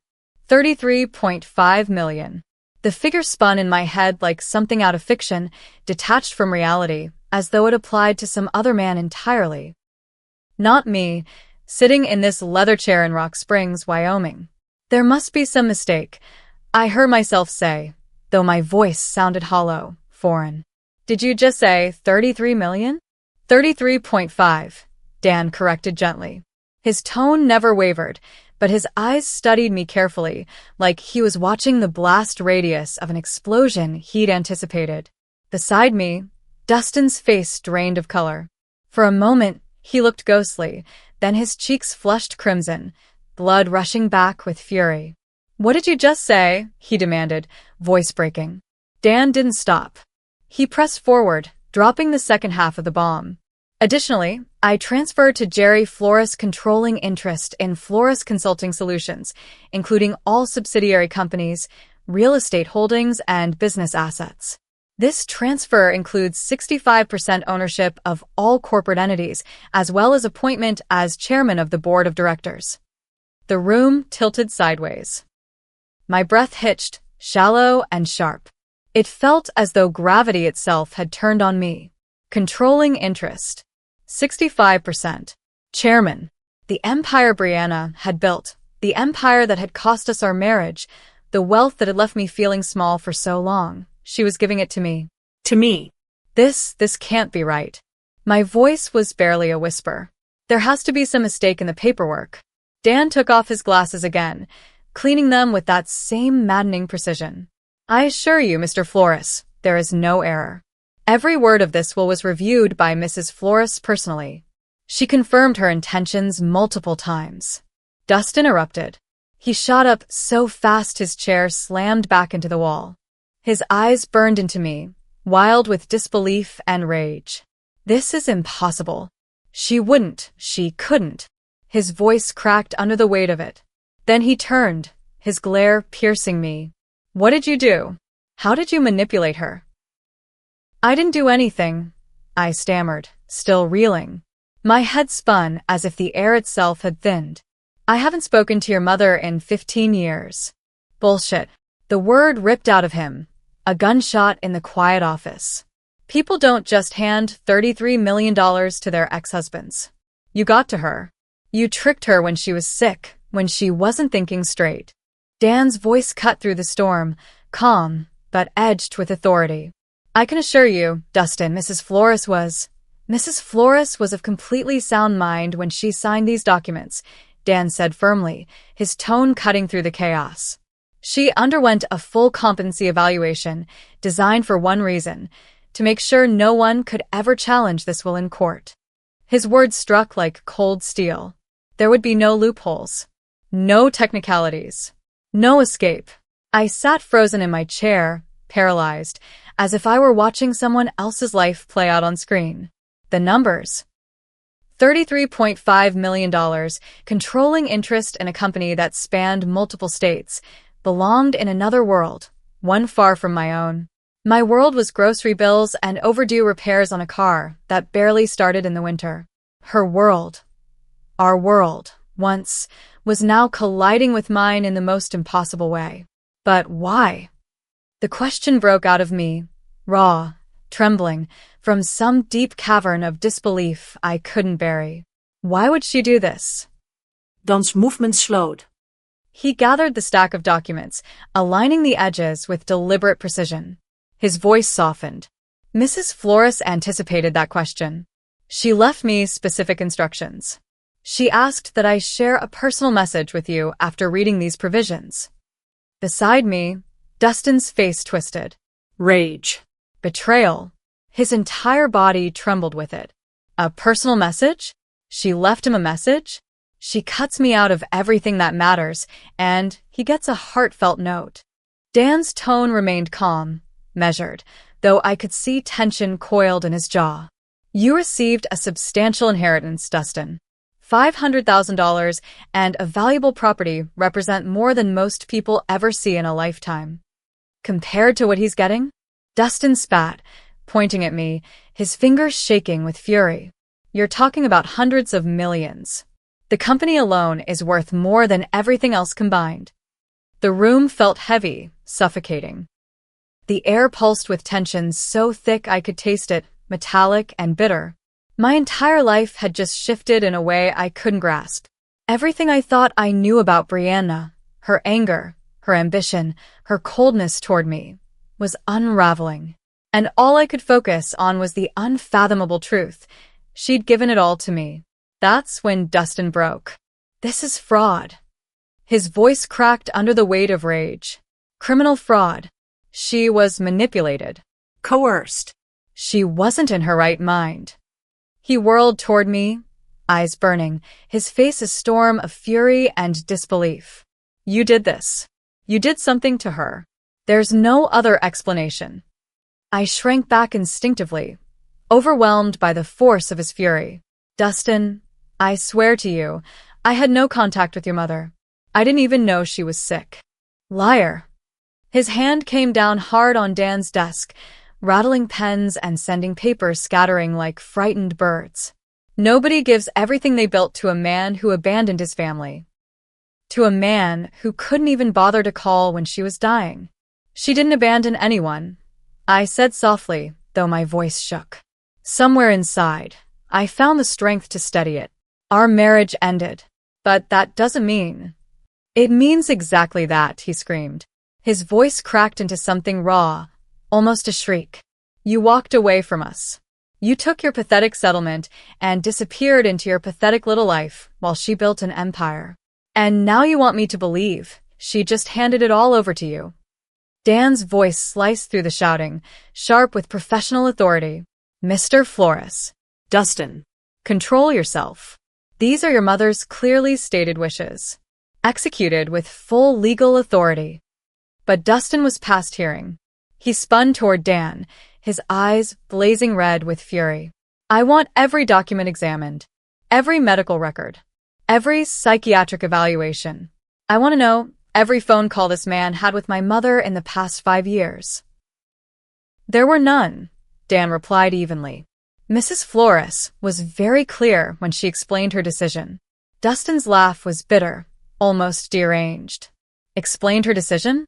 So she did explain why she betrayed her only son to give everything to the man who destroyed her first marriage. Dan nodded slowly. She left a personal message for your father. The word father hit Dustin like a physical blow. For a heartbeat, I saw something break inside him. pain, raw and unguarded, flickering in his eyes. My chest ached at the sight of it. But just as quickly, the fury returned, doubled in strength. "He's not my father," Dustin snarled, his voice low and venomous. "My father would have been there for her. He would have supported her dreams instead of dragging her down. He would have stood by her when the world doubted her." Then his glare turned back to me, seething with decades of resentment. "You're nothing but a failure. A man too weak to handle being married to someone better than you." The words cut deep. They didn't hurt because they were lies. They hurt because there was truth in them. I had felt inadequate in those last years. I had struggled with her success. And yes, I was the one who couldn't adapt to the world she was creating. "Maybe you're right," I said quietly. My voice felt small but steady. Maybe I wasn't the husband she deserved. But I never asked for this.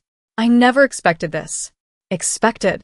His laugh was sharp, high, deranged. "You orchestrated this. Somehow, someway, you found your way back in. You preyed on her when she was sick, when she was vulnerable, when she—" "That's enough," Dan snapped, his patience finally cracking. His voice cut like a gavel. Mrs. Flores was not sick. She was not vulnerable. She was more determined, more focused, more clear-minded than I've ever known her to be when she made these decisions. Dustin's voice faltered, breaking. "Then why? Why would she do this to me? I was everything she wanted me to be. I worked for her company. I lived the life she planned for me. I became the son she wanted. I did everything she asked. And she still gave it all away." His pain pierced me. For the first time, through the haze of his rage, I saw the boy he once was, a boy who had spent his life trying to earn his mother's approval, only to watch her final act give that approval to someone else. She left a message, explaining her reasoning. Dan's voice softened, carrying a gravity that made the air heavy. "Would you like me to read it?" Dustin's hands trembled, his knuckles white, his body vibrating with barely contained fury and grief. A message? She couldn't look me in the eye and explain it, but she left him a message? Dan met his stare, calm but unyielding. "The message was written for both of you. She asked me to share it only after the will was read." My throat felt dry, my voice coming out hoarse and unsteady. Maybe we should hear what she had to say." Dustin's eyes locked on mine, burning with venom. "You don't get to decide anything here. You don't deserve any of this." His words sliced through me, but beneath the hatred, I caught something else in his eyes. Desperation. A son clawing for answers to the question that had just shattered his entire world. Why had his mother chosen me? Dan reached for another envelope, its surface marked with Brianna's handwriting, elegant, unmistakable. Personal message. Even seeing her script was enough to punch the air out of me. Dan lifted his hand, commanding silence, with the authority of a judge. "Enough. Both of you." His voice cut like steel. "Before this spirals further, I have something that explains everything." The sound of the manila envelope tearing open was deafening in the stillness. Dan pulled out several sheets of cream stationery, the kind Brianna always used. My chest tightened. She had prepared this moment. She had known the storm it would bring. "Brianna asked me to read this after the will was announced," Dan said. "These are her words." Dustin slumped into his chair, anger dimmed for the first time, replaced by an aching hunger to know. I sat rigid, afraid to hope, desperate for clarity that might give meaning to this impossible situation. Dan cleared his throat and began. "My dearest Jerry, if you're hearing this, it means I'm gone. And you're probably sitting in Dan's office right now, wondering if the world has finally lost its mind. I can picture your face, the same one you made every time I rearranged the living room without telling you. Confused. Trying to hide your frustration. Trying to be polite. Despite everything, my lips twitched into the faintest smile. She remembered. She had captured me in a single, ordinary image. And suddenly, she felt alive in that room again. I know this inheritance is a shock. I know you're probably thinking there's been some mistake. That you don't deserve the money, the responsibility. But Jerry, you do. Every penny. every part of it. And I'll tell you why. Dan paused, his eyes lifting from the page to glance at us both before continuing. I never stopped loving you. Not in our worst fights. Not during the divorce. Not in these 15 years of stubborn silence. I was angry with you for not understanding my ambition. But I was angrier at myself for choosing ambition over us. You begged me to find balance. You wanted to save us. But I was too proud, too afraid to listen. The words crashed into me, blow after blow. My chest ached. My eyes burned. And then the tears came, unbidden, unstoppable, as the weight of years of guilt cracked open, replaced with something I thought I'd never feel again: absolution. Dan continued. Dustin. At the sound of his name, my sons had jerked up, his face pale, then flushed, torn between rage and longing. My brilliant, beautiful boy. I know you're furious. I know you're convinced your father manipulated me. But sweetheart, you're not ready for this inheritance. Not yet. You've lived in the shadow of my success. You've reaped its benefits without shouldering its burden. You've never had to build something from nothing. You've never had to make the sacrifices wealth demands. And worse, you've carried 15 years of hatred toward a good man for crimes he never committed. That's not true, Dustin whispered, but his voice cracked, weak, betraying his doubt. Dan's voice carried Brianna's words onward. Jerry taught me about character, about integrity, about strength that doesn't shout or prove itself through cruelty. I forgot those lessons when I chose money over marriage, but I never forgot the man who taught them to me. I was sobbing openly now, no longer ashamed. Every word was a stitch closing wounds I thought would never heal. Brianna's voice, through Dan, was restoring something inside me I thought was lost forever. Dustin, Dan read on, you have been given enough to live comfortably, enough to find out who you are without the crutch of unlimited wealth. Learn to build. Learn to value people over profit. Learn to forgive your father for being human, for being imperfect. Dustin made a sound, half growl, half wounded cry. Pain and fury tangled, impossible to separate. Jerry, Dan continued, you're inheriting more than money. You're inheriting the chance to do what I never could. To use wealth as a tool for good, not a weapon to prove superiority. I trust you because you never wanted this. Because I know you will never use it to harm others as I sometimes did. The letter went on, practical matters interwoven with her hopes for us both. But her meaning was already etched into our hearts. Brianna had chosen love over pride, character over entitlement, grace over bitterness. When Dan folded the pages and slid them back into the envelope, the silence that followed was crushing, sacred. I sat there, tears streaking my face, overwhelmed by the knowledge that Brianna had loved me, truly loved me, until her final breath. Dustin couldn't meet my eyes. He stared at the floor, his entire identity collapsing beneath the weight of her words. Everything he thought he knew about himself, about his mother, was gone. Dan placed the letter gently on the desk, his voice quiet but final. The moment was over. But nothing would ever be the same again. Dan held the envelope in his hand a moment longer before speaking. She asked me to give this to you, Jerry. The original is yours to keep. I reached for it with trembling fingers, the paper heavier than it should have been. Inside was not just ink and words. It was the last conversation I would ever have with the woman who had defined my life with equal measures of beauty and pain. I pressed it to my chest, holding it there, as if by doing so I could keep her alive for one more breath. The silence in that office was suffocating. Dust seemed to hang in the air like the aftermath of an explosion. None of us spoke. The weight of Brianna's words pressed against me, against him, against the very walls. It wasn't just the money she had left behind. It was something far greater. She had restored my worth. She had given me back the part of myself I thought had died years ago. Dustin's voice finally broke the stillness. Low. Bitter. Empty. This isn't over. I can contest this. Mental incapacity. Undue influence. Fraud.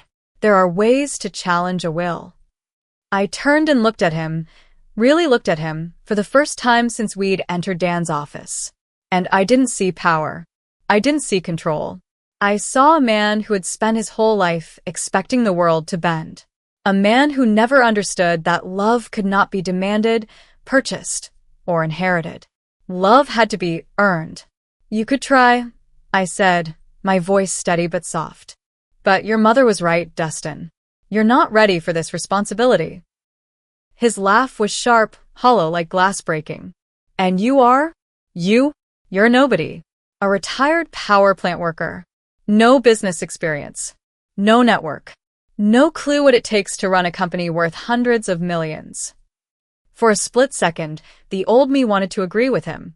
The Jerry who had carried inadequacy for 22 years. The Jerry who always believed he wasn't enough. But then Brianna's words cut through the noise. You deserve every penny. Maybe you're right, I said, rising slowly to my feet. Maybe I don't know how to run a corporation. But I do know something your mother valued more than money, more than boardrooms, more than power. He sneered. And what's that? I looked him in the eye. I know the difference between serving myself and serving others.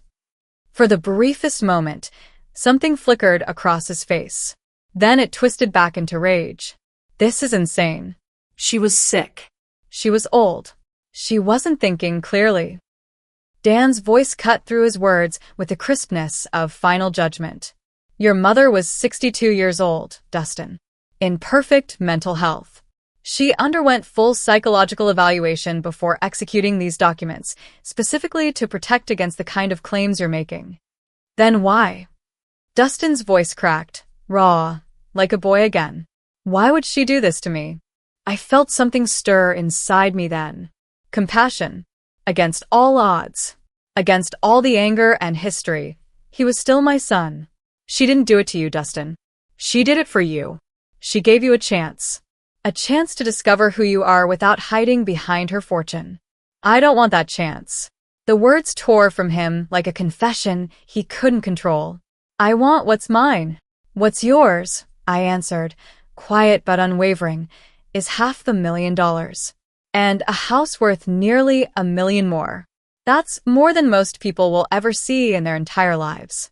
What you thought you deserved was never yours to begin with. He stared at me then. Long, hard. And I saw something shift.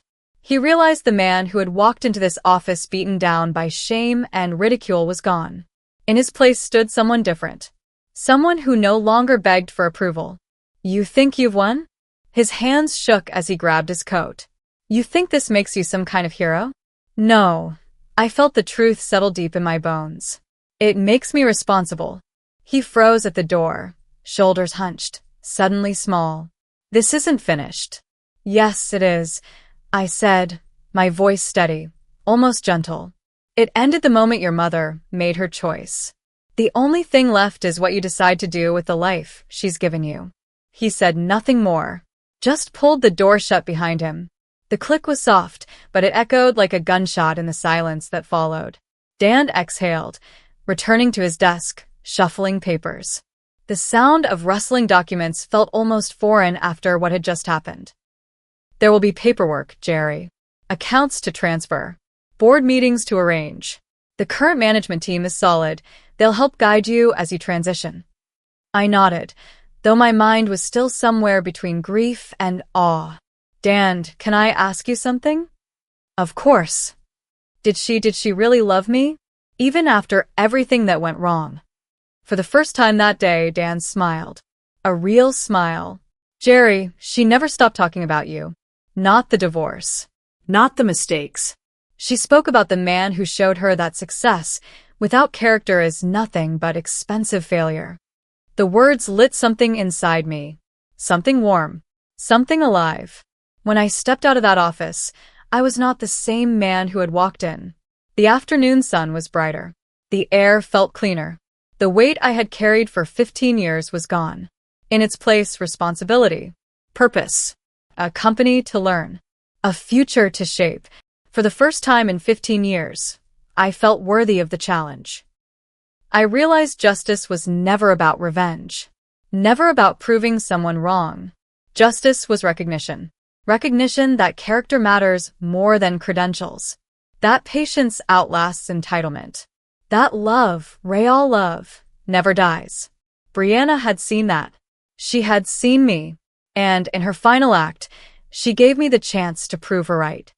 I tightened the last fitting on the yacht's tap, the brass still warm from the sun, when Derek sneered at me. "Plumbers don't belong here," he said, his voice dripping contempt. He didn't see me as a man, or even as a father-in-law, just a tired pensioner, fumbling around with tools, pretending to belong in a world that wasn't mine.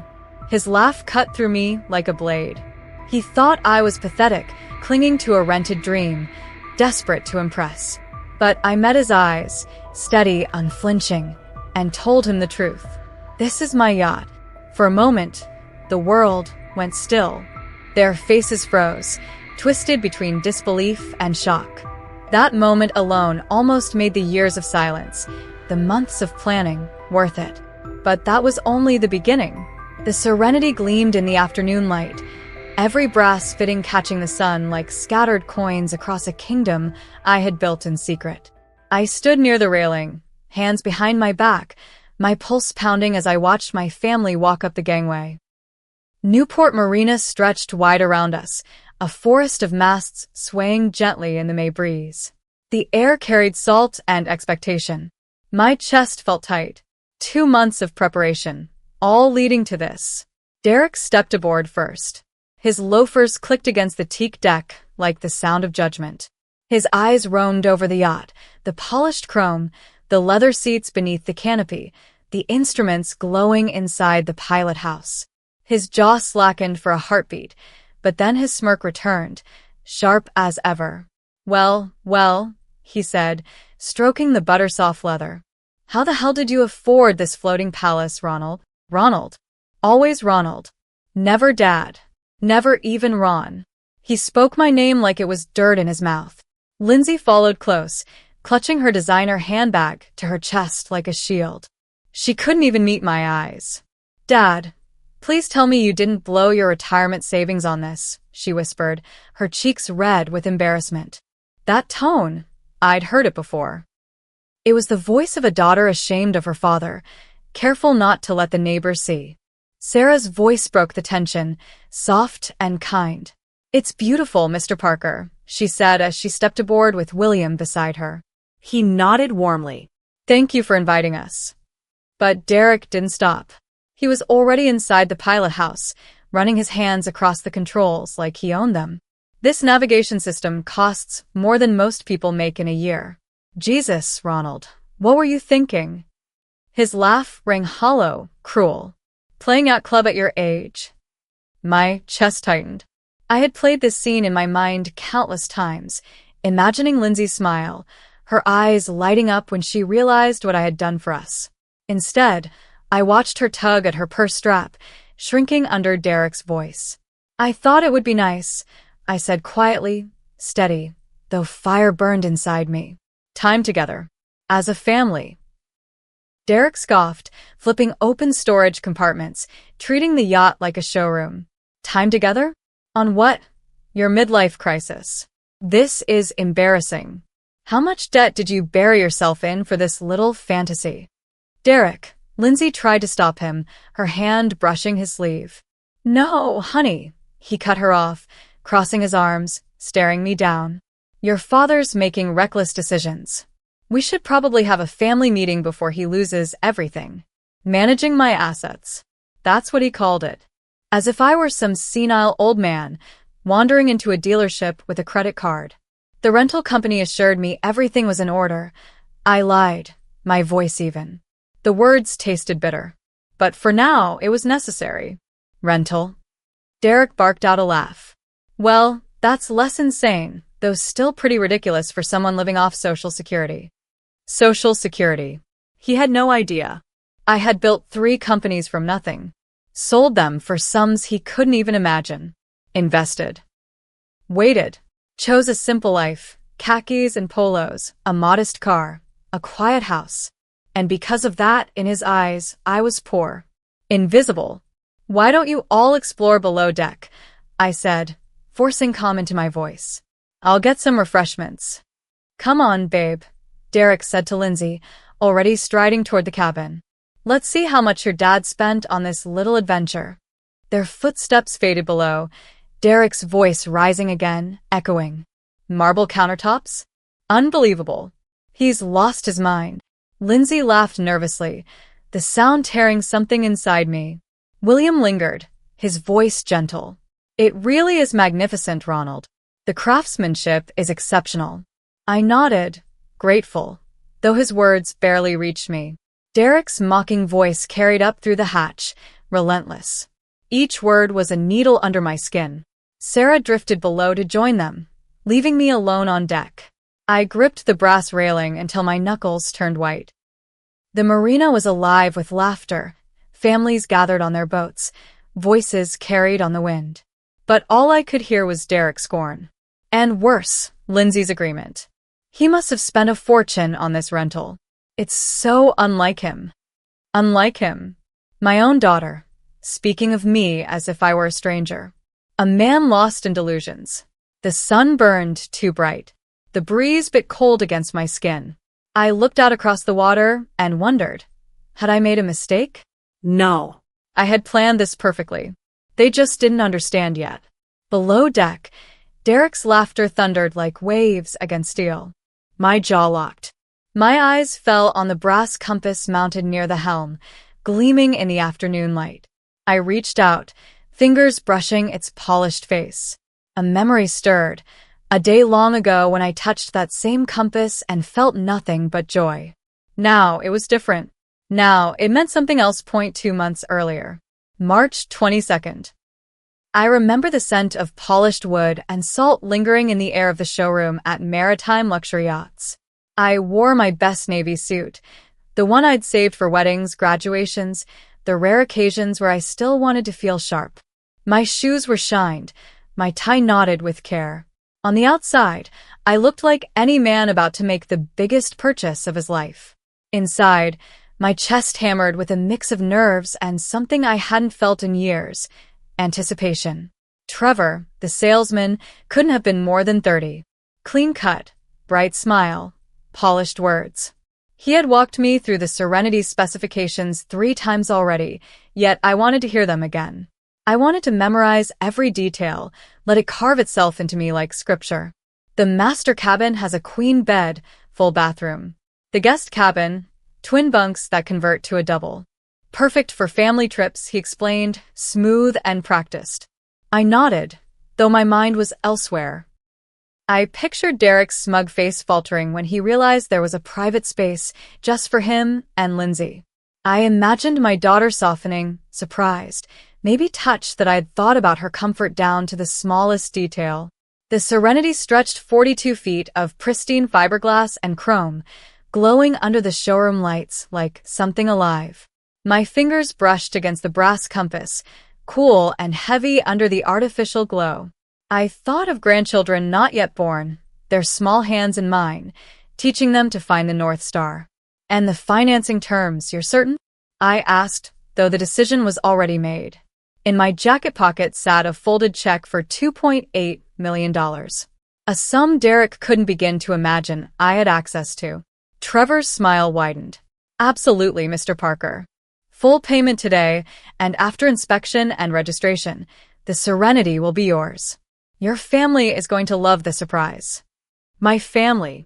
The words echoed in me like a prayer. I had been planning this moment since Lindsay's last birthday. She had been quiet that night, worn down by Derek's endless complaints about money. At one point, she had sighed, almost to herself. I wish we could just escape on a boat somewhere. I had clung to those words. That night, the seed of an idea was planted, a sanctuary on the water. A place where laughter could return, where Derek's voice would be drowned out by waves and wind, where I could give my daughter back something she'd lost. I'd like to make a few personal touches, I told Trevor. Family photos in the main cabin. A sound system for dinners. Little things that make it ours. Of course. Our design team can handle it, he said. I signed each page slowly, deliberately, my hand steady even as my pulse raced. This wasn't a purchase. It was an act of faith. A leap into something bigger than myself. The funds came from Margaret's life insurance, money I had guarded for years, waiting for a purpose worthy of her memory. What could be more meaningful than healing the distance between father and daughter? Trevor placed the keys in my palm. Two small, unremarkable pieces of metal. But in them I felt power, hope, the weight of 2 months of planning. "Will you be taking possession today?" he asked. "Next month," I said, already picturing their faces. "I'll let them believe it's a rental. Then, once they've fallen in love with it, I'll reveal the truth." In my mind, I saw Lindsay's eyes welling with tears, her voice breaking with gratitude. Maybe even Derek, forced into silence by respect he could no longer deny. In that showroom, holding those keys, I felt younger, stronger, more alive than I had in years. My quiet, modest life had been a disguise. No one, especially Derek, suspected what I was capable of. The surprise would be perfect. "Your daughter is going to be proud," Trevor said, shaking my hand. Proud. The word had stayed with me, warm and fragile, as I stepped out into the March air that day.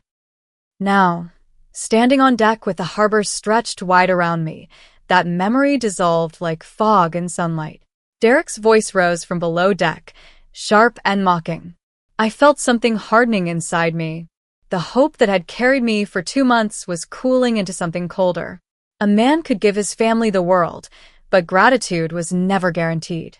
Footsteps echoed up the stairway. I straightened, jaw set, my hand still tight around the brass railing. William appeared first, his expression calm, measured. His fingers traced the polished handrail like a craftsman inspecting fine work. "Ronald," he said with quiet conviction, "this is magnificent. The craftsmanship, extraordinary. You've chosen something truly special." His words landed like water on fire, soothing the sting. Sarah followed, her silver hair catching the afternoon sun, her cardigan fluttering in the breeze. "The woodwork below, it's stunning," she added warmly. "That mahogany table could be in a museum." For a moment, I let myself breathe. Then Derek emerged.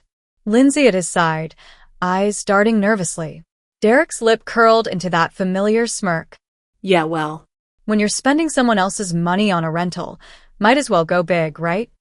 He swept his hand across the yacht, mocking grandeur. "Dad probably spent more on this weekend than Ronald makes in 6 months." The words hit harder than a fist. I felt the blood drain from my face. William's shoulders stiffened. Sarah's smile faltered. Lindsay laughed, light, nervous, sharp as glass. The sound I had grown to dread. "Derek," William said, his voice low with warning.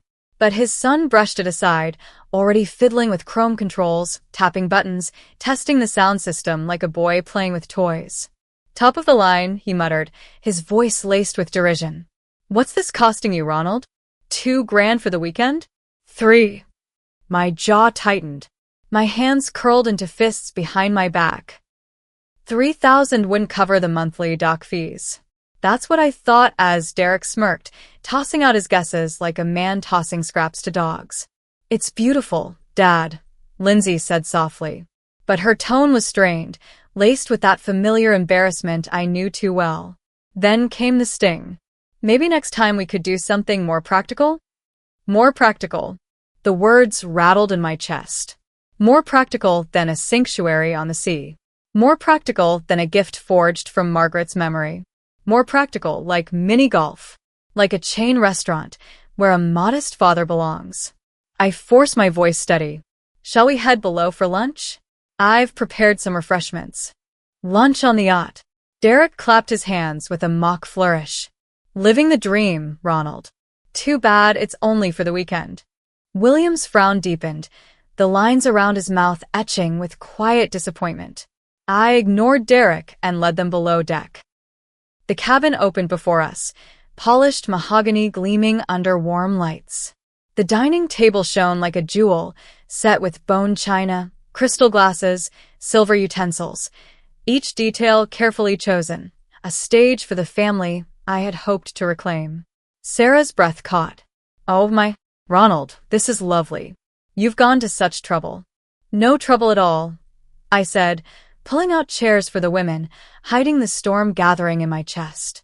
Sarah sat gracefully, eyes alive with genuine admiration. Lindsay lowered herself onto the edge of her chair, her posture nervous, her gaze darting anywhere but mine. Derek remained standing, his eyes locked on the bar. He picked up a bottle of aged scotch, rolling it in his palm like treasure he might pocket. Fully stocked. Premium brands, too. This bottle alone is worth more than some people's car payments. Derek. William's voice was firmer now, but his son brushed it off with a grin. I'm just appreciating the finer things. Not everyone gets to play millionaire for a weekend. His words spread like smoke, bitter and suffocating. Sarah adjusted her napkin with trembling hands. William studied his son with quiet, contained disapproval. Lindsay flushed red, torn between loyalty to her husband and shame for me. I served the meal mechanically, grilled salmon, roasted vegetables, a crisp white wine chilled to perfection. Each plate was placed carefully, but my hands moved like a man on autopilot, my mind replaying Trevor's voice, the promise of joy, the memory of Margaret's sacrifice. This is delicious, William said, trying to ease the tension. Dad always was a good cook, Lindsay added, her tone fragile. Derek stabbed his fork into the salmon. Yeah, well, when you've got all day and nothing else to do, retirement must be nice. No responsibilities. No pressure to provide. The fork trembled in my hand. No pressure to provide. For 30 years, I had provided. Built companies. Created wealth. Carved out security.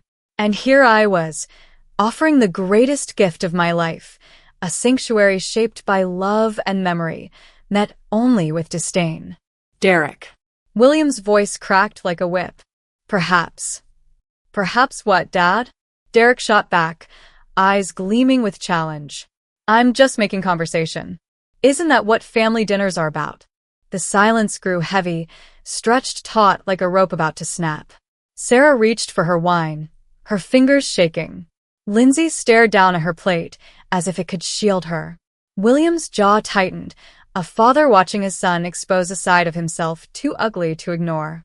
And I sat at the head of a $2.8 million table, serving ungrateful mouths, while something cold began to settle inside me. A steel resolve where warmth had once lived. Derek raised his glass in a mock toast. To family adventures we can't afford. The glass clinked against the table, sharp, final. The sound of civility shattering. William set down his fork, the steel on porcelain loud in the silence. Sarah's hand trembled as she reached for water. That's enough. My voice cut through the air, sharp as a blade. You'll stop this behavior immediately. Derek arched his brows, feigning innocence. Behavior? I'm just being honest. Someone in this family has to acknowledge reality. The reality, I said, each word deliberate, cold, is that you are a guest on this yacht. You will show respect, or you will leave. Lindsay gasped softly. She had never heard me speak to Derek like this. Neither had he. For the first time, his smirk faltered. Just for a breath. Guest. Derek barked a laugh, brittle at the edges. Come on, Ronald. We're family. I can't express concern about your financial decisions. Your concern, I said, setting down my utensils with careful precision, sounds a lot like mockery. William cleared his throat, uncomfortable. Son, perhaps we should. Perhaps what? Derek snapped. His composure slipped, his voice rising. Pretend Ronald isn't making reckless choices? Pretend this yacht isn't way beyond his means. He gestured wildly, sweeping across the gleaming cabin. Look at this. The rental fees alone could pay for his groceries for months. His eyes cut into me, calculating, weighing worth against his warped perception of my life. I could see it, his judgment, his arrogance, the conviction that I was a man out of his depth. He leaned back in his chair, arms crossed, smug and sure. I built an IT consulting firm from nothing. I understand money. I understand value. And this. He waved his fork toward the crystal and china. This is someone pretending to play in a league where he doesn't belong. Sarah's face drained of color. And in that moment, I felt something inside me harden to stone. William's knuckles whitened as he twisted his napkin. Silent fury etched into his face. Even he could see it now. His son had crossed a line that couldn't be uncrossed. But then, out of the corner of my eye, I caught it. A nod. Small. Almost imperceptible. Lindsay. My daughter. She agreed with him. The world shifted under my feet.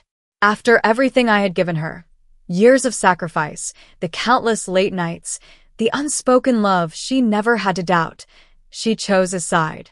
She looked at me and saw not a father, but a pathetic old man pretending to wealth he didn't have. The betrayal pierced deeper than any of Derek's cheap barbs. I think, I said, my voice low, flat, dangerous, you should excuse yourself from this table. Derek's laugh sliced the air like shattered glass. Excuse myself? From a rented yacht. He shoved back his chair, the legs screeching against polished wood. Maybe I will. Feels a little stifling in here. He strode toward the stairs, pausing just long enough to twist the knife. Don't worry about cleanup, Ronald. I'm sure the rental company has people for that. Wouldn't want you to strain yourself. His footsteps echoed above, heavy, deliberate, claiming space that was not his. Silence swallowed the cabin. Only the groan of the yacht against its moorings filled the void. Ronald, William finally said, his voice thick with humiliation. I apologize. That was unacceptable. Inexcusable, Sarah added quickly, her eyes shimmering with tears. I don't know what's gotten into him. But Lindsay remained mute, eyes locked on her salmon, as if her plate might offer escape. When she finally looked up, her gaze was defensive, sharp. He's just protective of our finances, she murmured. We've been talking about buying a house. Money is tight. And then seeing this, she gestured helplessly around the elegant cabin. It's hard to understand the priorities. The priorities. Her words landed like a blade. My priority had been this family. To give them a memory they could hold on to. A bridge to bring my daughter back to me. Her priority was protecting Derek's fragile ego and illusions of superiority. I rose slowly, my hands steady though my chest quaked. I gathered plates with mechanical care. Of course, I said. I understand completely. But I understood far more than she realized. I understood that my father's heart had been naive, that love alone was not enough to soften contempt. That respect could not be bought with gifts, no matter how extravagant. And I understood something else too. Derek had just made the worst mistake of his life. Above deck came the sound of cabinets opening and slamming shut. Derek was prowling, exploring what he believed was a rental, making himself at home on something he thought belonged to someone else. The irony might have amused me if it hadn't stoked my rage. I'll just tidy up, I said, stacking china in neat, precise layers. Why don't you all enjoy the air on deck? One by one, they left me alone. Alone with the wreckage of a meal I had planned down to the last polished fork. I let the rage consume me for one perfect, unbroken second. Then I began to plan. Derek thought he was playing games with the man beneath him. He was about to learn how wrong he was. His footsteps thudded above, still heavy, still deliberate, each step filled with the pride of a man who thought he had won. But I recognized the look in his eyes when he'd left the table. I had seen it before in boardrooms. Men convinced they had the upper hand, right before the ground disappeared beneath them. I should probably check on him, Lindsay said softly, half rising. Let him cool off, William replied, voice weighted with disappointment. He needs time to think. Sarah reached for my hand. Her touch was warm, trembling. Ronald, I'm so sorry. I don't know what's gotten into him lately. But I knew. Derek could not stand boundaries. Men like him pushed, tested, twisted until they found weakness. He wasn't cooling off up there. He was probing. The footsteps stopped. A door creaked open. A soft click shut. He was inside a room he had no business entering. He's under pressure at work, Lindsay offered, her voice small. The consulting business is competitive. William's eyes narrowed. He didn't buy it. Neither did I. Pressure is no excuse for disrespect, he said flatly. I stayed still, listening. The faint rush of water. Cabinets creaking. The metallic scrape of something shifting. Derek wasn't just wandering. He was searching. His movements were purposeful. Too purposeful. Shall we take coffee on deck? Sarah suggested suddenly, her voice too bright, desperate to lift the mood. Excellent idea, I said, forcing calm, though my ears were tuned to every sound above. The metallic grinding stopped. A cabinet closed. Footsteps returned. A few moments later, Derek reappeared at the top of the stairs. He descended slowly, composed, almost serene. Sorry about that, he said smoothly, sliding into a seat as though nothing had happened. Just needed a moment to appreciate the craftsmanship. This really is an impressive boat. His smile was casual but wrong. Too polished. Too rehearsed. The reversal sent alarm bells ringing in me. Something had changed. Something I couldn't yet see. Derek didn't apologize. He didn't admit he was wrong. And he sure as hell didn't mean a single compliment dripping from his mouth. The man who'd been mocking me minutes ago now wore the smug calm of someone convinced he'd shifted the game in his favor. Feeling better?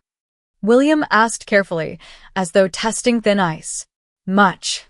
Derek lifted his water glass, smiling faintly, looking far too pleased with himself. Actually, I was thinking maybe I should help with the cleanup.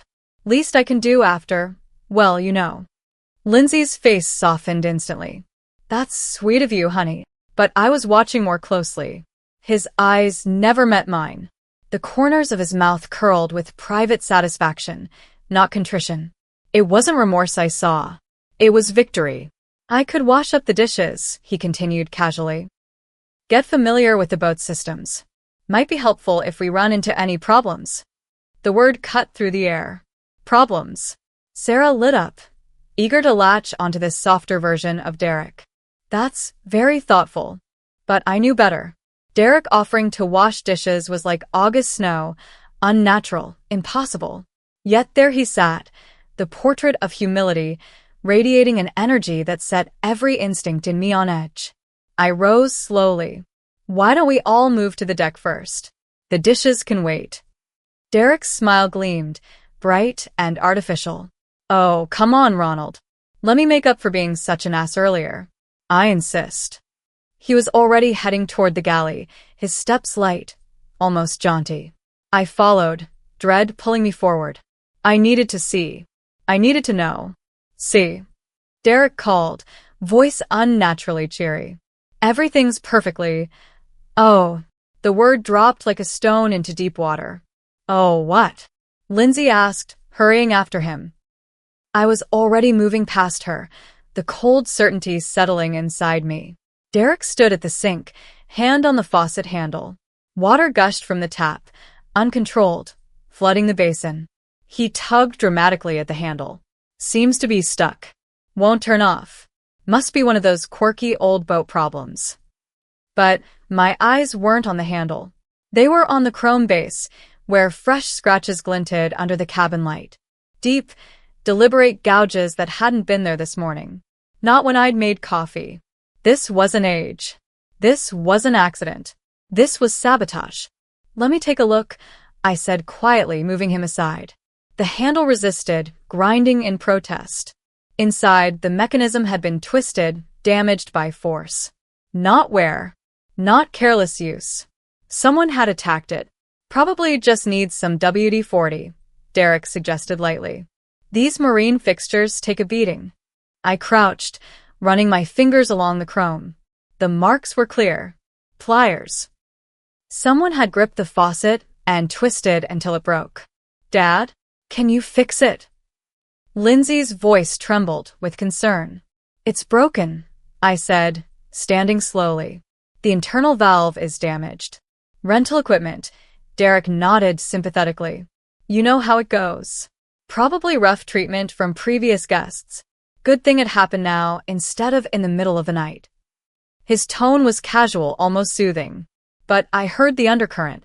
He was enjoying this. William stepped forward, frowning, eyes narrowing as he examined the faucet.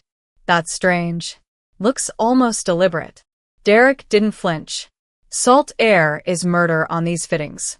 Probably been corroding for months. His smile didn't falter, but William wasn't convinced. "Ronald," he said, pointing. "These look like tool marks. Gouges." Derek was quick. Too quick. Could be from earlier repairs.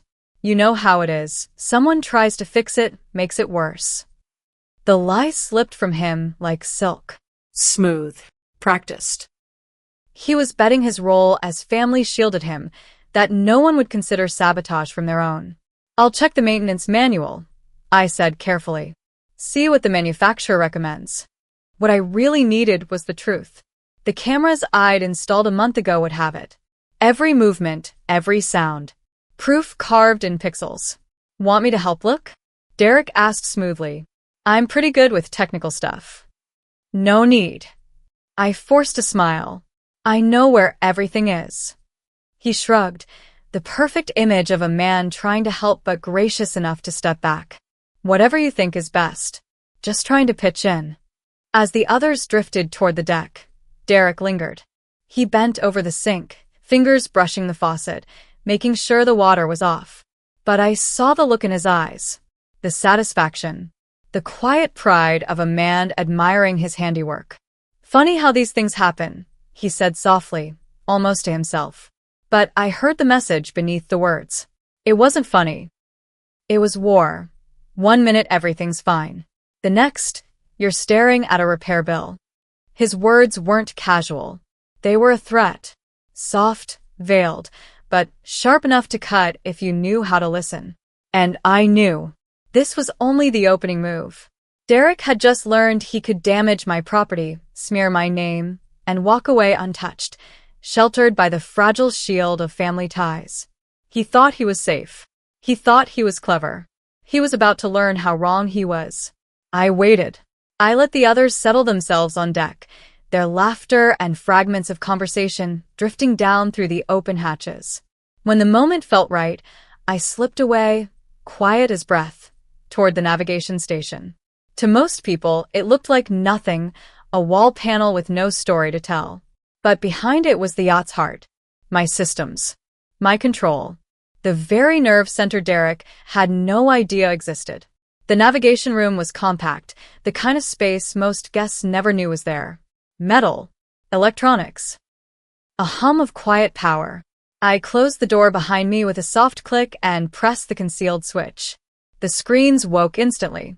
Blue-white light filled the room, sharp, sterile, almost surgical. 8 cameras.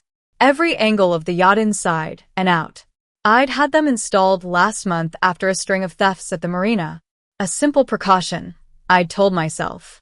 Now I realized it was prophecy. My fingers moved across the controls with practiced precision, scrolling back through the timeline. I stopped at 3:50 p.m. A frozen frame. Then motion. Derek, stepping into view on camera 3, the galley feed.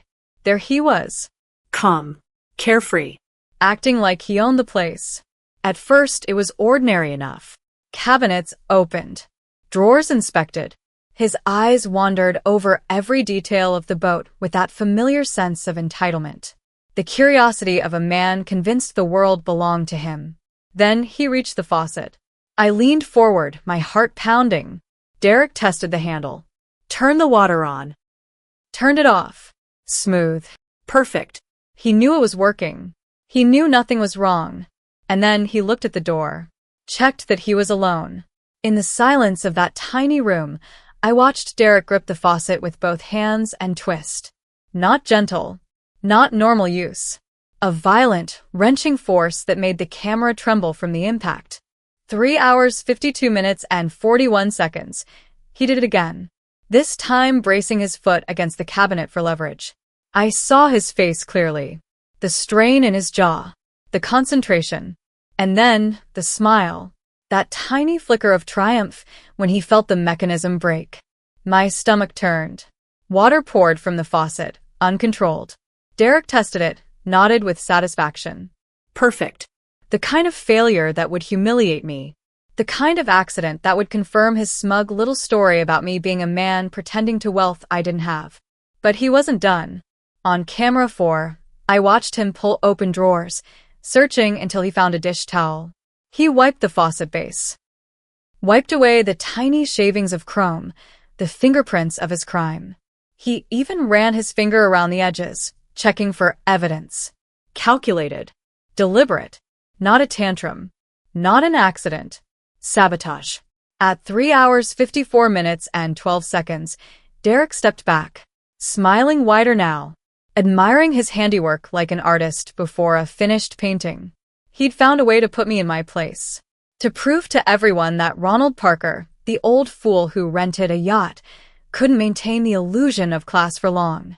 But what Derek didn't know was that I'd been watching, recording, preserving every second. I slid a portable drive into the console and copied the footage. The files transferred quickly, the evidence loading into that small rectangle of plastic and metal. When it was done, I pulled the drive free and slipped it into my pocket. It felt heavier than it should have, like the weight of truth itself. From the deck above, Derek's voice carried down. Fake concern, syrupy sweet. I hope Ronald isn't having too much trouble with that boat problem. These old rentals can be tricky.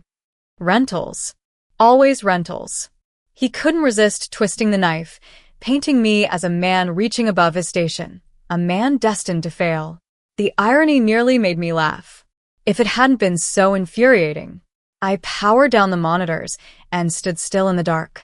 The yacht rocked gently, water lapping against the hull, a rhythm as old as time. My jaw tightened. Evidence, without strategy, was nothing. Derek had handed me the ammunition, but the timing would make the difference between chaos and justice. Footsteps overhead reminded me my window was closing. I moved quickly, opening the tool locker, choosing what I needed. A precision wrench set. Pipe sealant. Marine tools I'd trusted for years. My hands moved automatically, but my mind drifted. The faucet could be fixed. Of course it could. Marine fixtures were built for abuse far worse than Derek's petty sabotage. But as I knelt by the broken mechanism, memories flooded back. Every time I'd fixed something for Lindsay. For Derek. For their home. Their car. Their lives. And now here I was again. Fixing what he'd broken. But this time would be different. Money. That had always been my way of solving problems. Not just with Lindsay. With everyone. Her graduate school tuition, $40,000 over 2 years. I'd written those checks with pride, believing I was fueling her ambition, investing in her future. I wanted her to walk into her MBA program with confidence, without the weight of debt. Derek had been grateful then. Or, at least he'd acted the part. "You're incredible, Mr. Parker," he'd said, his voice thick with rehearsed sincerity. Back then I thought he meant it. Now, remembering that formal tone, it felt less like respect and more like distance.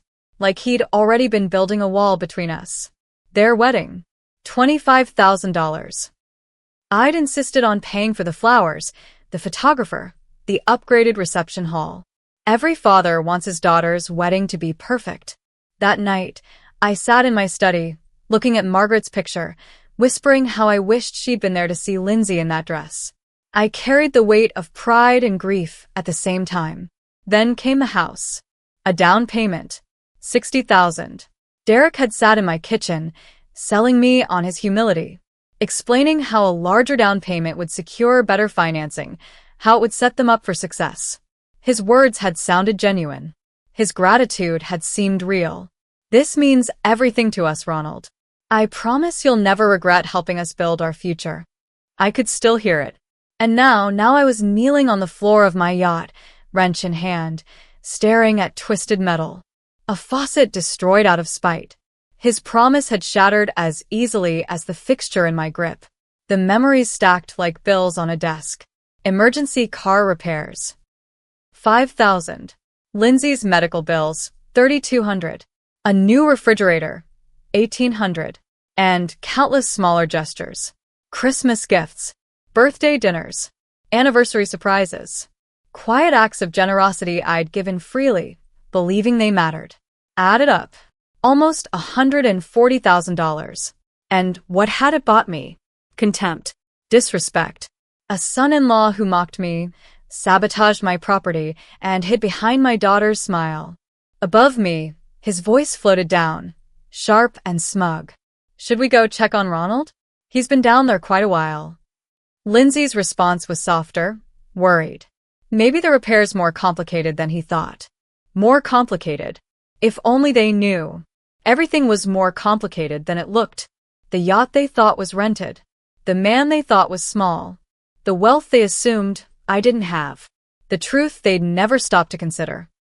I slid new gaskets into place, tightening each piece with calm precision despite the storm raging inside me. Sometimes repair required more than fixing, it required rebuilding. Stronger. Better. The faucet clicked back into place. Smooth. Secure. When I turned the water, it flowed perfectly. Better than before. That was the lesson Derek never understood. Damage doesn't always destroy. Sometimes, it forces renewal. Footsteps. Heavy. Coming down the stairs. I'm going to see if he needs a hand, Derek said, his voice painted with false concern. I wiped my hands with a clean rag and rose slowly, my mind already calculating the next move. Derek thought breaking a faucet gave him power. He thought it gave him the upper hand. What he didn't understand was that he'd just declared war, and I had a lifetime of experience in battles far bigger than this. I'd built a business from nothing. Negotiated deals that could make or break futures. Outmaneuvered rivals who would have loved to see me fail. I knew what Derek didn't. In real conflict, power belongs to the one who controls the information. And I had the evidence in my pocket. I climbed the stairs back to the dining area. Derek leaned back in his chair, arms folded, face smug. There he is, he said with theatrical relief. We were starting to worry. How'd the repair go? He wanted sympathy from the table. Wanted to cast me as the old man struggling with rental equipment. The old fittings giving you trouble, he pressed, his mock sympathy as thin as cellophane.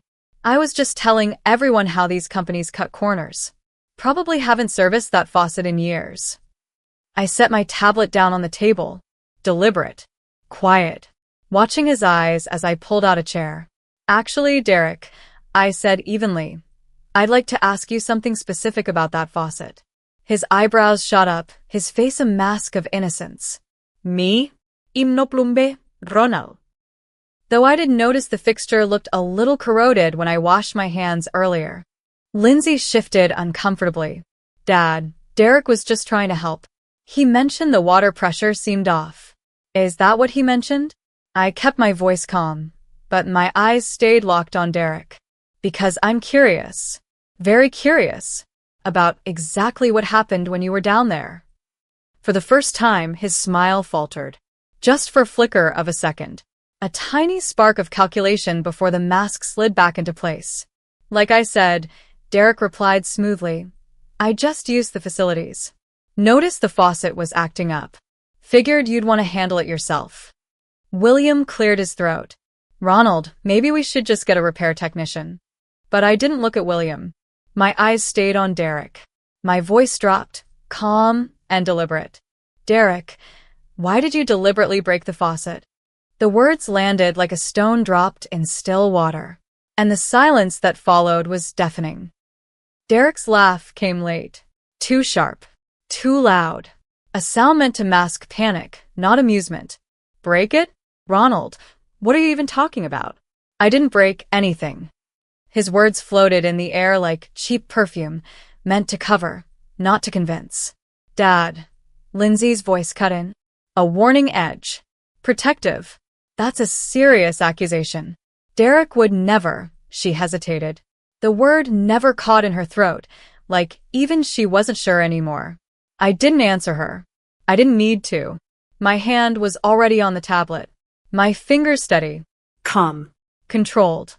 Because, I said evenly, I have some footage that might interest everyone. For the first time all evening, Derek's confidence cracked. Just for a flicker. A twitch of muscle near the eye. A shadow crossing the mask. Footage. His voice tried for steady, but couldn't hide the tremor. What footage? The yacht has a security system, I replied. Calm. Almost conversational. 8 cameras.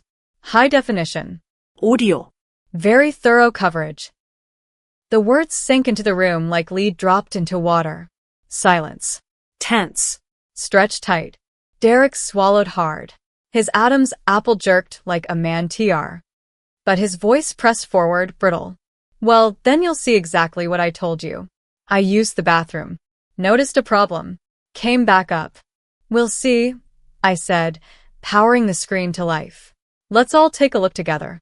Ronald, surely this isn't necessary, Sarah protested gently, her voice trembling. William cut in sharper. Firm. No. Let's see what the cameras show. His instincts were already reading the truth. I scrolled through the feed. Found the timestamp. 15 hours, 50 minutes, and 23 seconds. My finger tapped the glass. There you are, I said, my tone almost casual. Saturday. May 17th, 3:50 p.m. Just after you left the table. The screen lit up with Derek. Clear. Crisp. Stepping into the guest head with that same swagger I'd watched all afternoon. Derek's jaw tightened. He forced a shrug. So? You can see I'm just using the facilities. On screen, he reached for the faucet. Turn it on. Perfect water flow. Turn it off.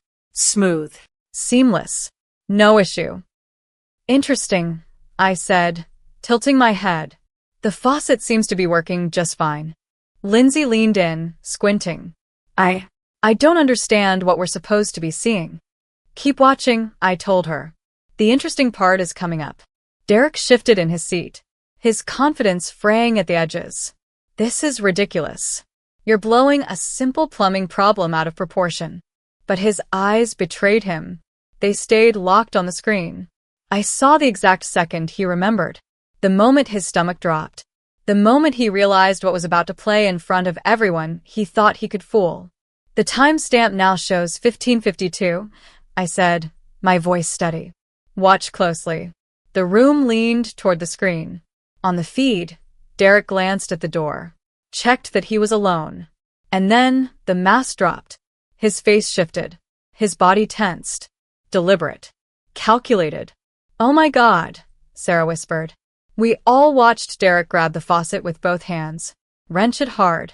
Too hard. The sound filled the room, the grinding scream of metal under strain, followed by a sharp crack as the mechanism gave way. And then his grunt. That satisfied exhale. The sound of a man proud of his destruction. Derek. William's voice snapped across the table, sharp as a whip. What the hell are you doing? But on screen, Derek wasn't done. He braced a foot, yanked harder, pushed until the valve snapped, water gushing in a wild spray. His face lit with satisfaction as he stepped back, admiring his handiwork. Lindsay's hand shot to her mouth. This can't be. But denial couldn't save him. The screen told the story no excuses could erase. At 15:54, Derek was wiping the evidence away, searching drawers, finding a towel, methodically cleaning the shavings, running a finger under the base to check for signs. The careful actions of a man who knew exactly what he'd done and didn't want to get caught. You even cleaned up after yourself, I said quietly. Very thorough. Lindsay turned on him, her face pale. Derek, how could you? This is Dad's rental. He'll have to pay for damages. Her words twisted in my chest. If only she knew the truth about whose yacht she was standing on. But I said nothing. Not yet. Derek's face had drained of all color. It's not what it looks like. I was trying to help and it broke. I panicked. William's voice came low, heavy with disappointment. Son, we just watched you deliberately destroy property. There's no accident here. No misunderstanding. Sarah dabbed her eyes with a napkin. Ronald, I'm so ashamed. I don't know what to say. Derek tried one last desperate defense. The faucet was defective. I barely touched it. These old boats. Derek. I cut him off. Calm. Quiet. Deadly certain. I stopped the video. Turned the tablet toward him. Would you like me to play it again? Perhaps in slow motion this time? We can count exactly how many times you wrenched the handle before it broke. The silence that followed was heavier than words. Derek sat frozen, His own face stared back at him from the tablet, caught mid-grin, savoring the damage he had caused. The evidence was undeniable. His satisfaction. His sabotage. His truth. I think, William's voice broke the silence. Slow. Heavy. Tainted with disgust. We need to talk about this. Very seriously. That was it. The last thread holding Derek together snapped. Fine, he barked. Yes, I broke the damn faucet. You happy? But can you blame me? His voice grew louder, uglier, fueled by bitterness. Ronald's been strutting around like some yacht club millionaire all day, renting boats he can't afford, acting like he's above the rest of us, making us feel small. The admission landed like a toxic cloud. It stunned even him. For a moment, he looked almost startled by his own words, as if he hadn't meant to say them out loud. Lindsay stared at her husband with wide, hollow eyes, as though she'd just discovered she was married to a stranger. You did this on purpose? Her voice shook. To hurt my father? To teach him a lesson about money? Derek's face twisted. His mask was gone now. His true self stood exposed, raw and vicious. About not pretending to be something he's not, he spat. Perfect. The opening I'd been waiting for. I closed the tablet slowly, almost gently, and for the first time all day, I smiled. Well, Derek, I said, my tone quiet but cutting, since we're talking about pretending, maybe it's time we discuss what you don't know. His hands trembled as he leaned forward, desperate to salvage a shred of dignity. Look, Ronald, maybe I went too far. Maybe I got carried away. But it's just a faucet. Just a minor repair on a rental boat. These things happen. Rental boat. Minor repair. His words lingered in the air like smoke after a lightning strike. You're absolutely right, I said, calm, measured, watching his face shift. This isn't about a faucet. It's about what kind of man deliberately destroys someone else's property out of spite. Vandalizes? Derek shot back, his voice breaking slightly. Come on, that's extreme. I was frustrated. Maybe I used too much force. But perspective, Ronald. We're talking about a weekend rental here. William shifted uncomfortably. His face was pale. His voice low. Son, we all saw the video. There's no excuse. Dad, please. Derek snapped. His mask crumbled further with every word. I made a mistake, okay? But Ronald's acting like I burned his house down. It's a rented yacht. Insurance covers it. The owner's probably some rich guy who won't even notice. They just write it off. Rich guys like the owner. The irony was perfect. Too perfect. It was almost laughable. You keep bringing that up, I said softly. The rental. The insurance. The financial burden on the owner. Well, yeah, Derek said, straightening, sensing ground to stand on. You're obviously stretched thin, Ronald. This whole fantasy, this yacht club charade, it's not sustainable. You're embarrassing yourself. Lindsay winced. Derek, stop. Someone like me? I repeated, letting the words hang. No offense, Derek said, his arrogance rekindling. But let's be real. You're retired. What? A plumber? A carpenter? Living off Social Security? And here you are pretending to be something you're not. It's pathetic. The air split. Sarah gasped. William's face flushed deep red, torn between shame and fury. But Derek wasn't done. He gestured around the cabin. This is for people who actually earned it. Not for guys like you. You belong on a fishing boat. Maybe a pontoon if you save up. But not this. Not here. The silence that followed was absolute. The ocean itself seemed to hold its breath. I rose slowly. My movements calm. My voice clear as morning air. Derek, this is my yacht. The words landed like a hammer on stone. His mouth fell open. Closed. Open again. Nothing came out. Lindsay gasped, her hand flying to her chest. William's jaw slackened as though struck by lightning. You're what? Derek's voice was barely a whisper. My yacht, I repeated. I bought it in March. $2.8 million. Cash. The color drained from Derek's face, so fast I thought he might collapse. That's not possible, he stammered. The Serenity is registered in my name. Coast Guard has the documents. Marina keeps my card on file for slip fees. Insurance lists me as sole owner. I let each fact hang before continuing. I purchased it as a gift. Lindsay finally found her voice. A gift? For who? I looked straight at Derek. Watched the dawning horror spread across his face like sunrise over a graveyard. For you and your husband, I said simply. Today was supposed to be the surprise. Pretend rental first, then reveal the truth. It was yours to keep. Lindsay's sound. A half sob, half gasp, cut through the stillness. Derek was ghost white. His mouth opened, but no words formed. 2.8 million, William murmured. His voice heavy. You were going to give them a yacht worth 2.8 million? And another 140,000 in support over the years, I added. My tone even. Almost casual. Graduate school. Wedding. House down payment. Emergencies. I kept track. Carefully. Derek's lips trembled. We had no idea. No, I said quietly. You didn't. You had no idea the plumber you mocked all afternoon was planning to hand you a yacht worth more than most homes in this country. The ironies settled thick in the air. The man who had spent the day tearing me down had been standing on the edge of unimaginable generosity, and he destroyed it with his arrogance. Ronald, Sarah whispered, tears streaking her cheeks. We're so sorry, but I didn't look at her. My eyes stayed on Derek. Watched him drown in the realization of what he'd thrown away. I corrected softly. I was planning to give you the yacht. Derek's face shifted like a storm front. Shock, disbelief, calculation, then raw panic as the truth closed in around him. His chair scraped against the floor as he lurched forward. Wait, he blurted. You said was planning. That doesn't mean it's over. We can work this out. Right? Now that I know the truth, now that I finally understand. I leaned in, my voice calm, deliberate.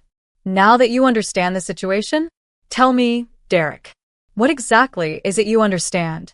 That I made a terrible mistake, he stammered, his voice thin with desperation. I had no idea this was your yacht, Ronald. If you'd known I owned it, I cut him off, my words slicing through the air. You would have treated me with respect. Is that what you're saying? The question hung heavy. He couldn't answer. His mouth opened and closed like a fish gasping on the dock. I pressed on. So, when you thought I was just some broke retiree reaching above his station, that's when it was acceptable to humiliate me? Silence. No defense left. Beside him, Lindsay's eyes fell to her hands, her knuckles white, as the weight of her choice began to crash down on her. For the first time, I saw her questioning the man she had chosen over her own father. That's not what I meant, Derek sputtered. The stress of work, and then seeing you spend so much on this rental when what? William's voice sliced through him like a blade. His tone was sharp, stripped of patience. When you decided your father-in-law needed to be taught his place? Sarah wiped at her eyes with a tissue, shaking her head in disbelief. Derek, how could you? Ronald has been nothing but generous to this family. I know that now, Derek cried. His voice cracked, laced with desperation. But we can fix this. I'll pay for the faucet. I'll pay for a full renovation if you want. We can put this behind us. I walked toward the yacht's wide window. Outside, the harbor glistened with sunlight, boats rocking gently as families laughed, children splashing in the water. No sabotage. No venom. Just joy. A scene untouched by the ugliness festering inside this cabin. The faucet is already repaired, I said quietly, still gazing out. Took 20 minutes. Marine fixtures are built for abuse. They have to be, even the deliberate kind. Derek's voice rose behind me, desperate. Then what's the problem?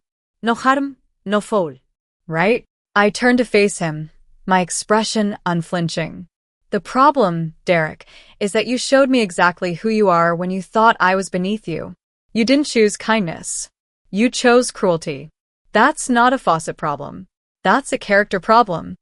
Lindsay finally lifted her eyes from her lap, her voice trembling.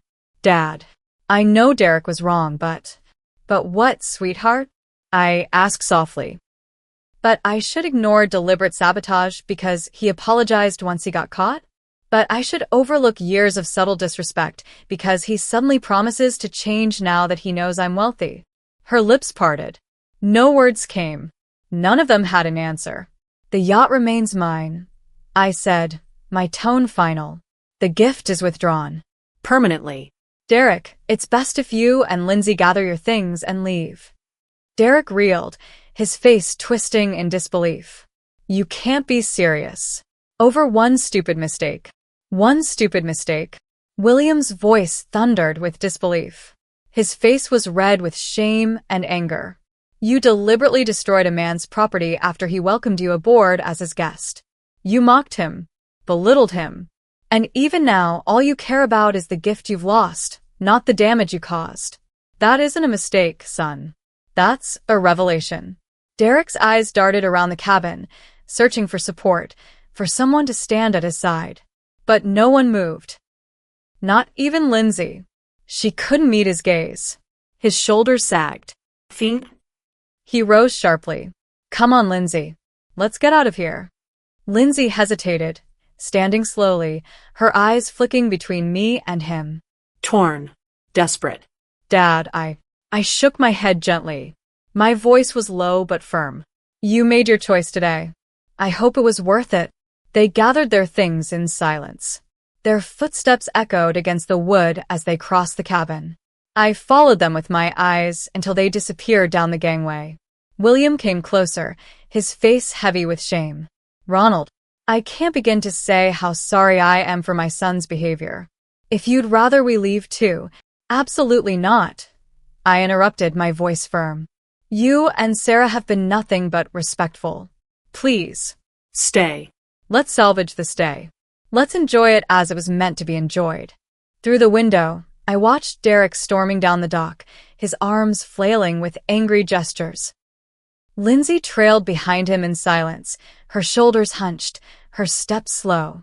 Against the vastness of the harbor, they looked small, shrunken, diminished by their own choices. Sarah joined me at the window, her hand light on my arm. Do you think they'll be okay? Derek will land on his feet, I said, my tone even resigned. Men like him always do. As for Lindsay, I let out a long breath. She has a decision to make. Does she build her life beside a man who burns bridges out of spite? Or does she finally choose differently? William poured 3 glasses of wine from the open bottle, his hand steady now. He lifted his glass, his voice simple. Clear. To character.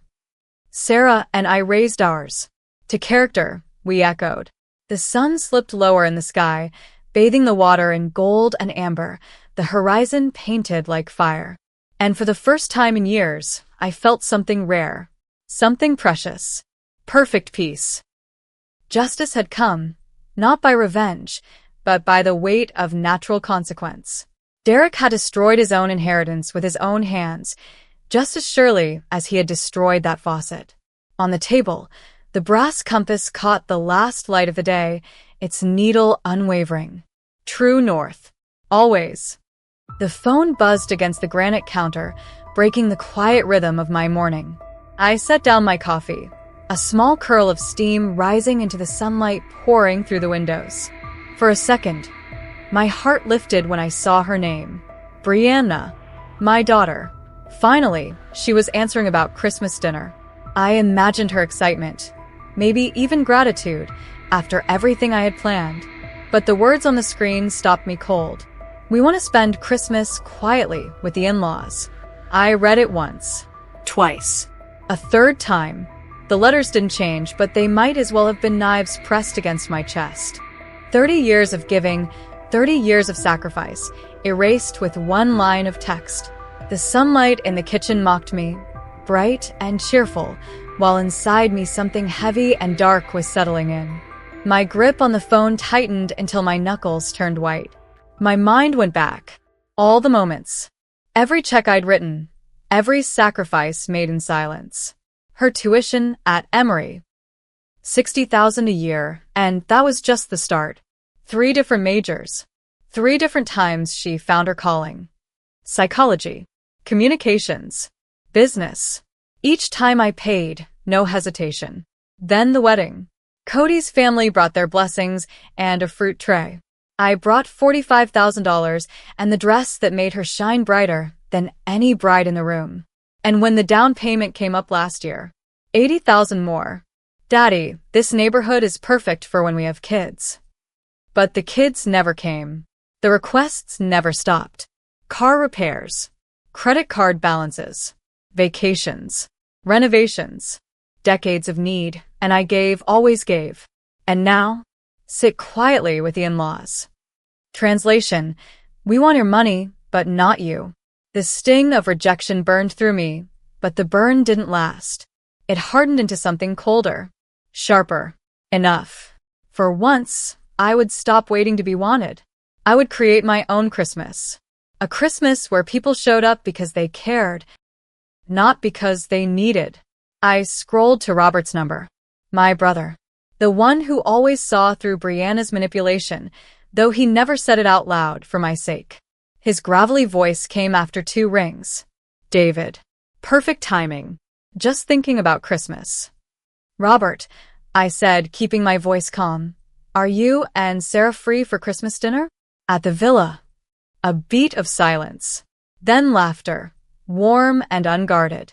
Hell yes. Sarah's dying to see the place. What brought this on? Weren't you going to Brianna's? I glanced at the phone screen. That text still glowing. Change of plans. She's with the in-laws. Robert's paws stretched, then his voice came back hard, sharp. That ungrateful little, David, how long are you going to let her treat you like an idiot? Not anymore. The words came slowly, but once spoken, they felt solid. Final. Call Mark and Janet for me. Invite them too. And the Hendersons if they're around. You got it, Robert said. This is going to be the best Christmas dinner you've ever hosted. With people who actually appreciate you. When I hung up, the silence in the villa felt different. Lighter. I walked through the wide halls, my footsteps echoing against marble floors. The formal dining room, long enough to seat 12, gleamed in the sunlight.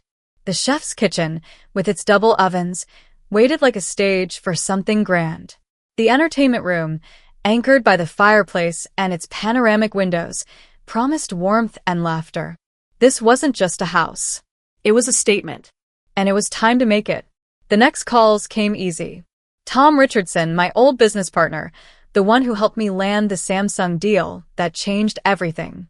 Then Patricia Webb, who stood at my side when my startup went public. People who had witnessed my climb, not just my wallet. David, never a bad time, Tom said when he picked up. Christmas dinner. My place. Close friends only, I told him. December 23rd, 6 sharp. Tom's voice lit up. Are you kidding me? Linda and I were hoping you'd ask. She still talks about those housewarming photos. We'll be there. Absolutely. Each yes, each word of genuine excitement, pulled me back towards something I had forgotten, what it felt like to be valued, not used. For the first time in years, I felt surrounded by people who valued me, not my wallet. Friends, real friends. People who wanted my company, not my money. I left the kitchen and walked into my office, pulling out a yellow legal pad. The ritual felt grounding. If I was going to do this, I would do it right. I scribbled down the menu in bold strokes. Prime rib from Morton's, roasted vegetables, twice-baked potatoes, Caesar salad. And if Patricia agreed, her tiramisu, because no one made it like her. I went down to the cellar, fingers brushing the racks of bottles, and pulled the 2018 Caymus Cabernet I had been saving. Tonight, it finally had a purpose. In the living room, I shifted the furniture, carving out space for conversation. The leather sectional angled toward the stone fireplace.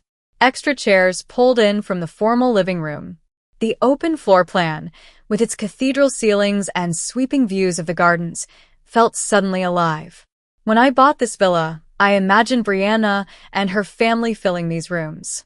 Instead, it would be people who actually cared. That thought, surprisingly, made me smile. By 4 o'clock, the catering order was placed. The house was staged. The guest list locked. 10 people who mattered. 10 people who respected me.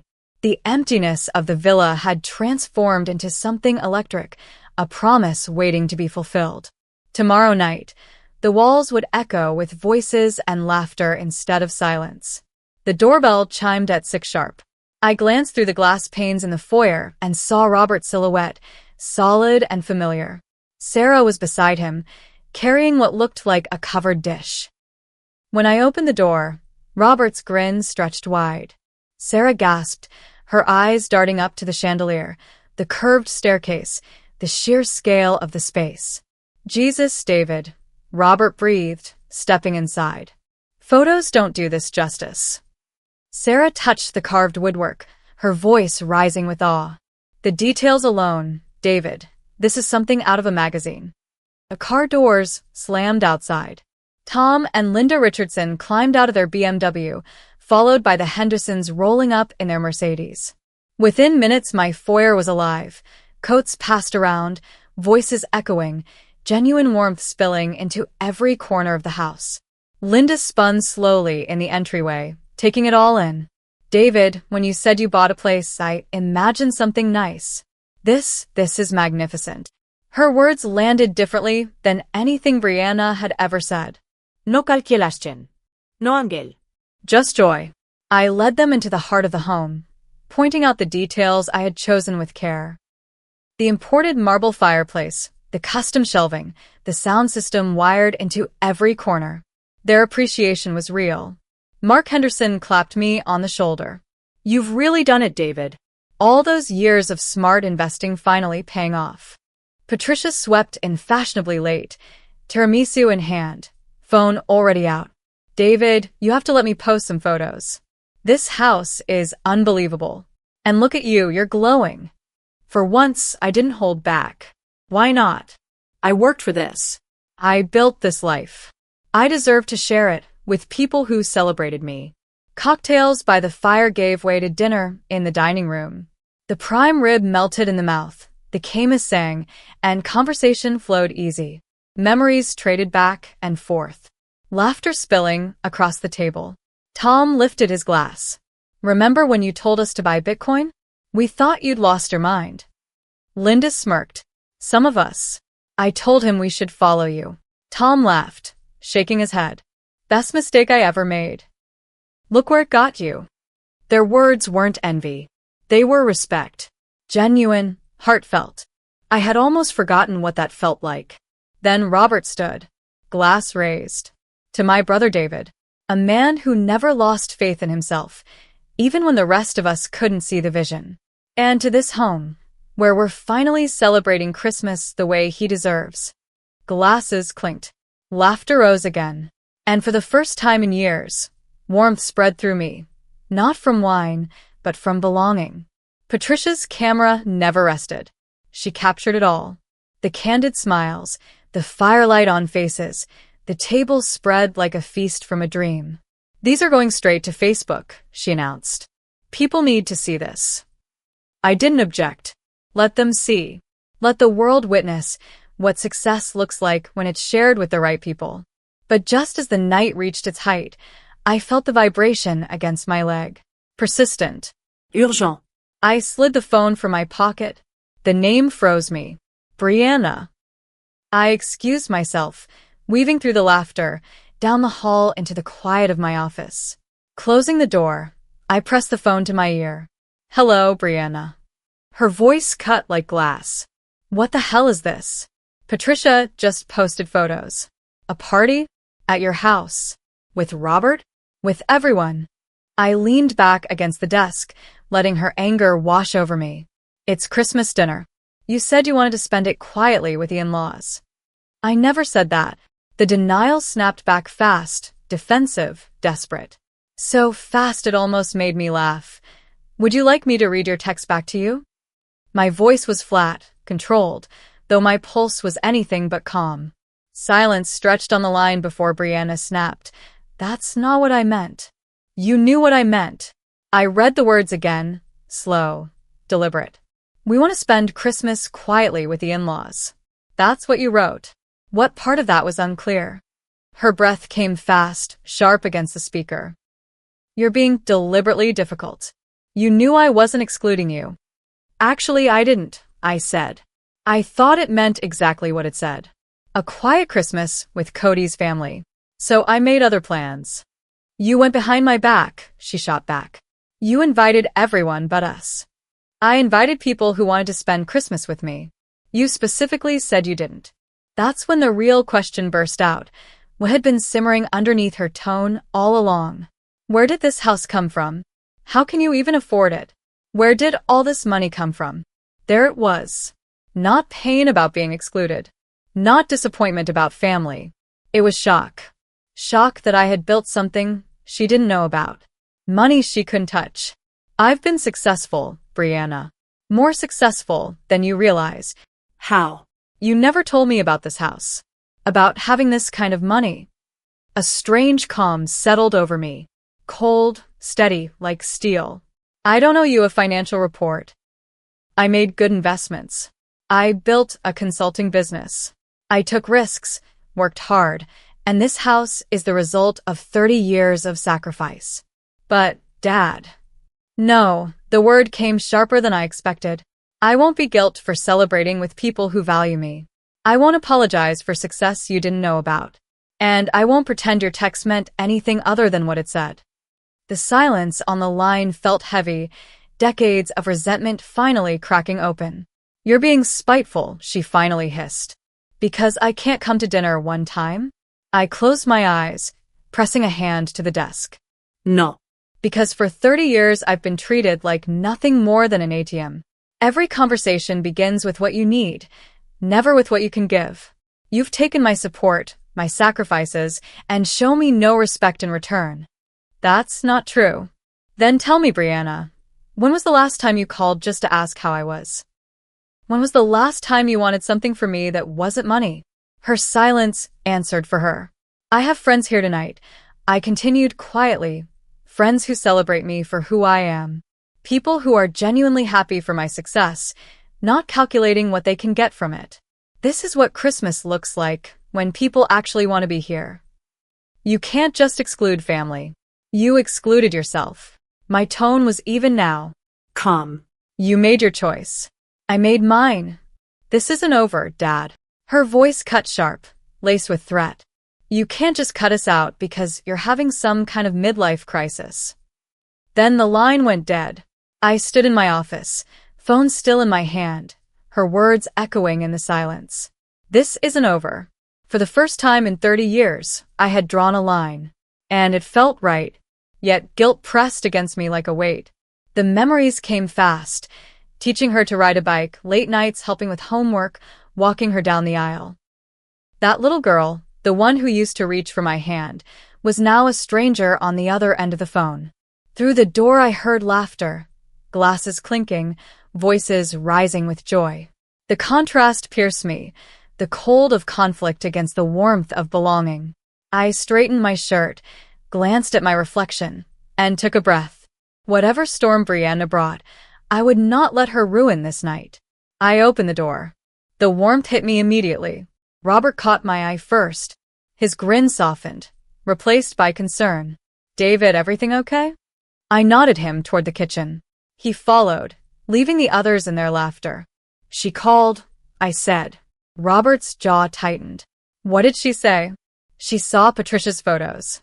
Accused me of going behind her back. Wanted to know where the money came from. Denied ever saying she wanted a quiet Christmas. Of course she did. His tone was bitter, years of held-back truth spilling out. David, you've enabled this behavior for decades. She's not angry about dinner.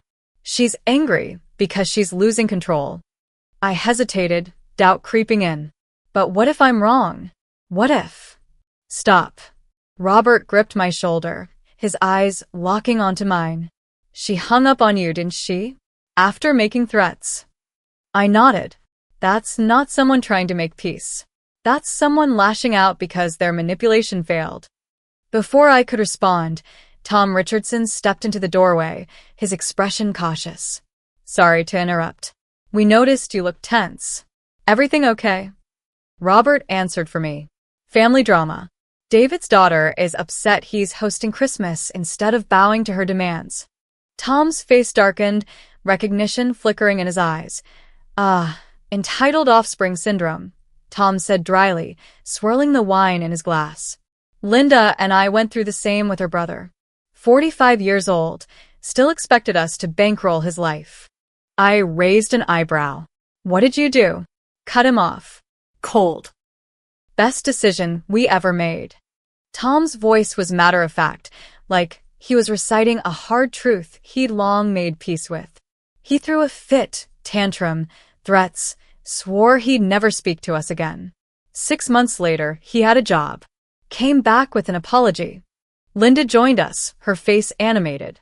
Are we talking family boundaries? Because I have plenty of opinions on that. The conversation swelled as others drifted into the kitchen. Each story mirrored my own. Adult children draining parents dry. Siblings demanding support without ever giving back. Parents who weaponized guilt. The hardest part, Patricia said, setting down her glass, is realizing love doesn't mean enabling. Sometimes the most loving thing you can do is say no. Mark Henderson leaned in, his tone grave. My father used to say respect isn't inherited. It's earned. That rule doesn't vanish because you share blood. Their words cut deep. Not in pain, but in release. Something inside me loosened. These weren't strangers spouting cliches. These were friends who had seen me being drained, who recognized the pattern I had been too blind, too forgiving to see. Robert put it in plain words.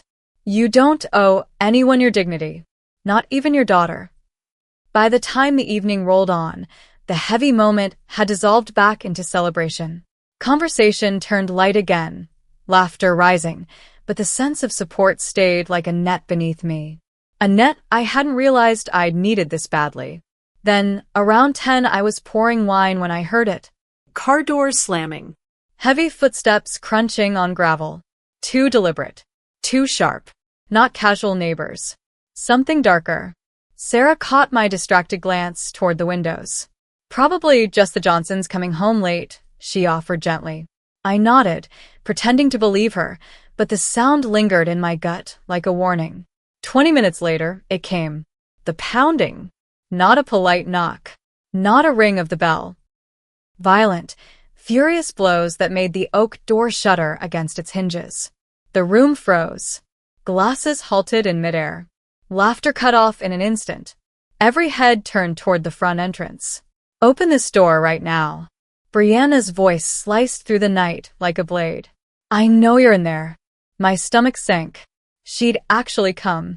She'd driven across town to create a scene in front of everyone. The pounding grew harder, shaking the frame. Bang! Bang! Bang! Brianna, lower your voice. I called through the door. Each step toward it heavy measured. We can discuss this civilly. Don't you tell me what to do. Her shriek cut through the walls, making several guests wince. This is insane. You can't just exclude family because you're having some midlife crisis. Cody's voice drifted weakly behind hers. Come on, David. Just open the door. We can talk. I turned to my guests, their faces caught between shock and pity. I could see the embarrassment, the anger, the disbelief at witnessing such a meltdown. I'm sorry, I murmured to the room. Robert stepped forward, steady and firm. Don't apologize. Her behavior isn't yours to own. But the pounding intensified. Neighbors would hear. The whole street would know. By morning, this humiliation would be gossip. I reached for the deadbolt. The lock clicked. The door flew inward, slamming against the wall with a thunderous crack. Brianna stormed in like a storm unleashed, eyes blazing, Cody trailing behind with the look of a man long defeated. How dare you? Her fingers shook as she pointed at me, then swept the room, accusing every guest. How dare you throw a party and exclude your own daughter? The living room fell silent, only the tick of the mantel clock filling the void. 10 pairs of eyes watched as my 32-year-old daughter raged like a child denied candy. Brianna, you're making a scene? I said quietly. I don't care. She spun, her eyes darting over the chandelier, the crystal glasses, the marble floors. The envy in her gaze was unmistakable. Where did this come from? How long have you been hiding money from me? Patricia stepped forward, calm but sharp, her phone still in her hand. Excuse me, but this is a private dinner. You're being incredibly rude. Brianna's attention snapped to her, venom flashing. You're the one posting pictures. This is all your fault. Patricia didn't flinch. I posted photos of a beautiful home and a wonderful evening with friends. That's all. Nothing inappropriate. It was inappropriate because I wasn't invited. You declined. My voice cut through the room, quiet but firm. In writing. That's not what I meant, and you know it. The absurdity settled heavy over the room. My guests, witnesses to this spectacle, saw it clearly now. A grown woman, raging because her father dared to celebrate with people who chose to be there. Tom Richardson's voice rose, calm but firm. Ma'am, you need to stop. This is unacceptable. Don't tell me what's acceptable. Brianna spun on him, her rage feral. This is between me and my father.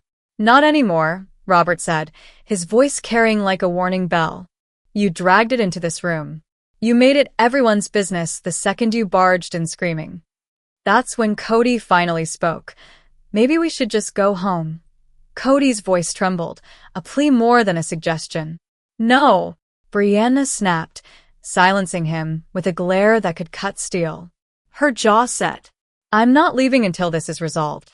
She yanked out her phone, fingers flying across the screen. I felt a knot tighten in my gut. What are you doing? I asked. Her eyes lifted, gleaming with a smile that froze the blood in me. Calling the police. If you won't listen, maybe they'll force you to. The air cracked. My guests erupted in shocked murmurs, wine glasses clinking as hands tightened around them. These were respectable people, leaders, professionals, sitting in disbelief at the absurdity unfolding before them. The police? Linda Richardson's voice broke through, incredulous. For what? For this. Brianna gestured wildly around the room. For stealing Christmas from your own family. For hiding assets. For elder abuse. That last accusation landed like poison gas. I felt the weight of it infect the room, the venom behind her words twisting into something darker. She pressed the phone to her ear, dialing law enforcement against her own father because I dared celebrate Christmas without her permission. Minutes later, the sirens came, wailing through my quiet neighborhood. Red and blue lights bled across the villa's windows, painting my guests' stunned faces in streaks of warning. 2 officers approached, one older, graying at the temples, moving with calm authority. The other younger, tablet in hand, scanning the surroundings with practiced eyes. Their faces betrayed curiosity at the scene, a peaceful suburban home, not a war zone. Good evening, the sergeant said when I opened the door. His voice was clipped, professional. We received a complaint about excessive noise. Possible domestic disturbance. I'm Sergeant Martinez. This is Officer Norman. Before I could answer, Brianna lunged forward. Thank you for coming. They've been harassing me. The noise. The yelling. Martinez's eyes swept the room. What he saw was a well-dressed group of adults sipping wine to soft jazz. Calm. Controlled. No chaos. No signs of trouble. Ma'am, step outside, he instructed. Then turned to me. Sir, this your residence? Yes, I answered evenly. Quiet dinner. Family. Friends. That's all. The younger officer tapped his tablet, taking notes. How many guests? 10. We've been having Christmas dinner. The volume seems fine now, Norman observed, glancing at his watch. Nearly 11, and I can barely hear voices from the street. Brianna's voice cut sharp, rising in frantic pitch. It was louder earlier. They were completely inappropriate for this neighborhood. Ma'am, your relation to the homeowner? Martinez asked. He's my father, and he's been excluding me from family events. This is elder abuse. The words poisoned the air again. I heard my guests inhale sharply behind me. Sir, do you feel abused? Threatened in any way? Martinez's eyes locked on mine. No, officer. I replied, calm but resolute. I'm hosting a voluntary gathering in my own home. Robert stepped up, his voice steady. Officers, I'm David's brother. My daughter got a text this morning. Brianna said she wanted Christmas with her in-laws instead. David invited those who actually wanted to be here. You have this text? Norman asked. Robert pulled out his phone. The sergeant read the message carefully. So you declined the invitation in writing, ma'am? That's not what I meant. Brianna's voice cracked, frustration rising. He twisted it. The message is very clear, Norman replied, his tone diplomatic but firm. Cody, finally summoning courage, spoke. Maybe we should just go home. Talk this out privately. No. Brianna whirled on him, furious. They need to understand how wrong this is. Tom Richardson stepped forward, calm but sharp. Officers, forgive this waste of your time. We've had a quiet evening. Most of us are retirees. Hardly a wild party. Martinez's face shifted. He was already drawing his conclusion. Sir, any neighbors complain? Not to my knowledge, I said. None logged tonight, Norman confirmed, checking his tablet. He turned back. Ma'am, how exactly did you know about this gathering? I saw photos on Facebook. The two officers exchanged a glance. One that said everything.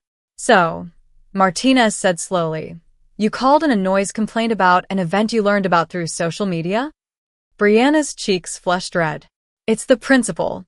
This is harassment. Sir, Martinez turned to me, voice clipped firm. You have every right to host guests on your property, provided you're not breaking noise ordinances. From our observation, you're well within limits. What about elder abuse? Brianna demanded desperately, her voice fraying into panic. Martinez studied me again, eyes searching for signs of fear. Sir, do you have any concerns about your safety or well-being? Are you being coerced? I let the words settle before answering. Only by the person who called you. The sergeant gave the smallest nod. He understood. Ma'am, his tone sharpened, carrying the weight of authority. Filing false reports is serious. You need to move your vehicle. It's blocking the driveway. And allow these people to finish their evening in peace. Brianna stood frozen, her face a portrait of shock. Her plan had backfired spectacularly, the trap snapping shut on herself. This isn't over, Brianna muttered. But her voice no longer carried the sharp edge of certainty. It trembled. Hollow.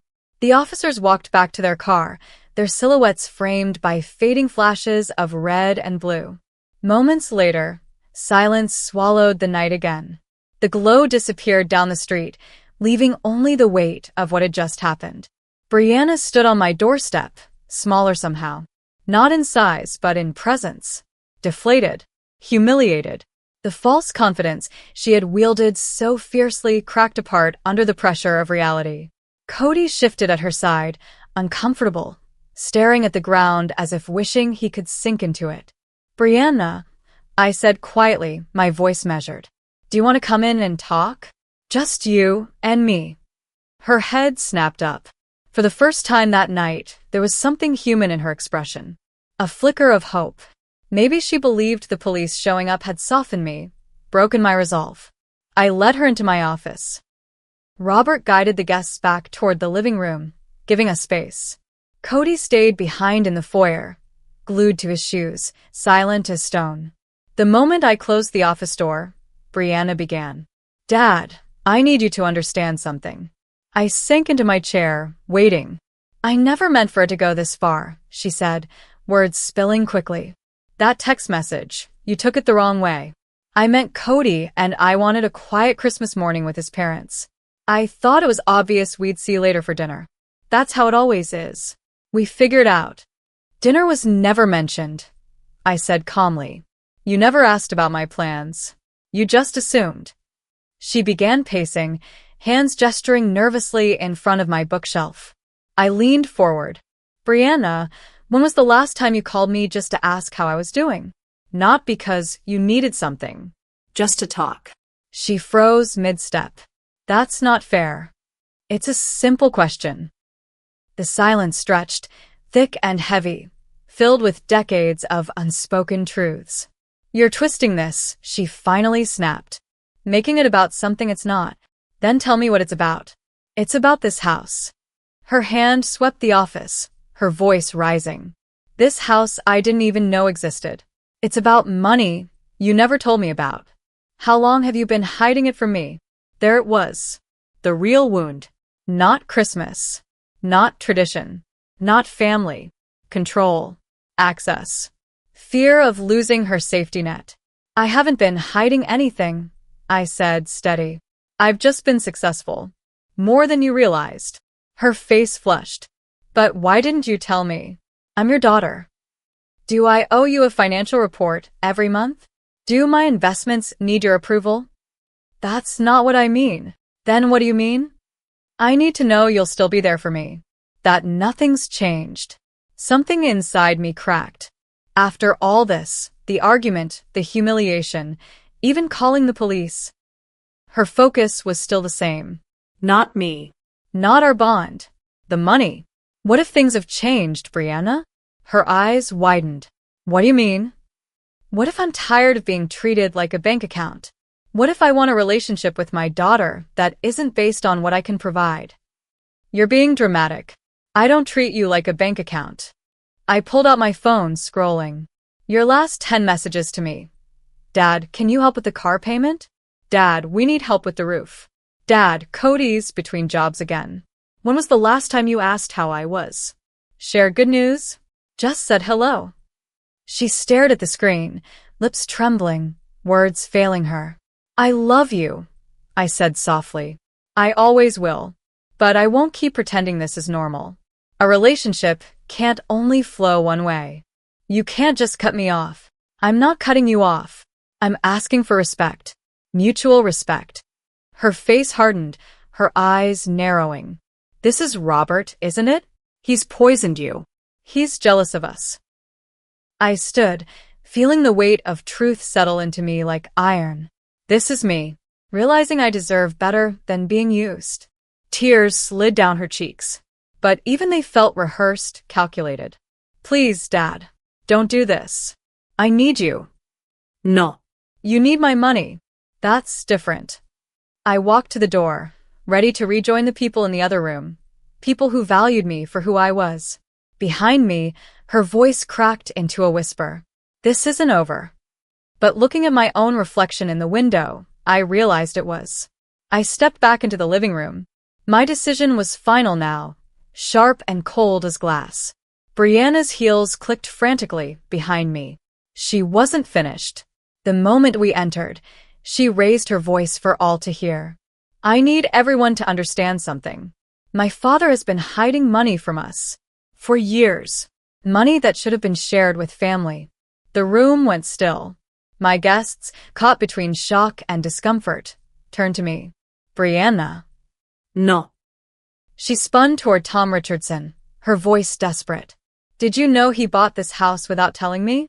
$2.8 million. Where do you think it came from? Tom arched a brow. From his investments and hard work, I'd assume. Same way I earned mine. You don't understand. She pushed harder. He's been manipulating records. Hiding assets. That's enough, Robert cut in sharply. You're making accusations you can't prove. I can prove them. He's been stealing from family accounts. That's how he pays for this life. Patricia Webb's laugh broke the tension. A short, sharp laugh. Brianna, your father showed us his portfolio years ago when he considered retiring. Every cent came from legitimate investments he made before you were even born. She's right, Mark Henderson added firmly. David, Tom's voice cut through the silence. Didn't you get into Bitcoin back when it was under $100? I nodded. 2011, bought my first coins then. Linda leaned forward, her tone sharp but steady. And the tech startups, you invested in several, didn't you?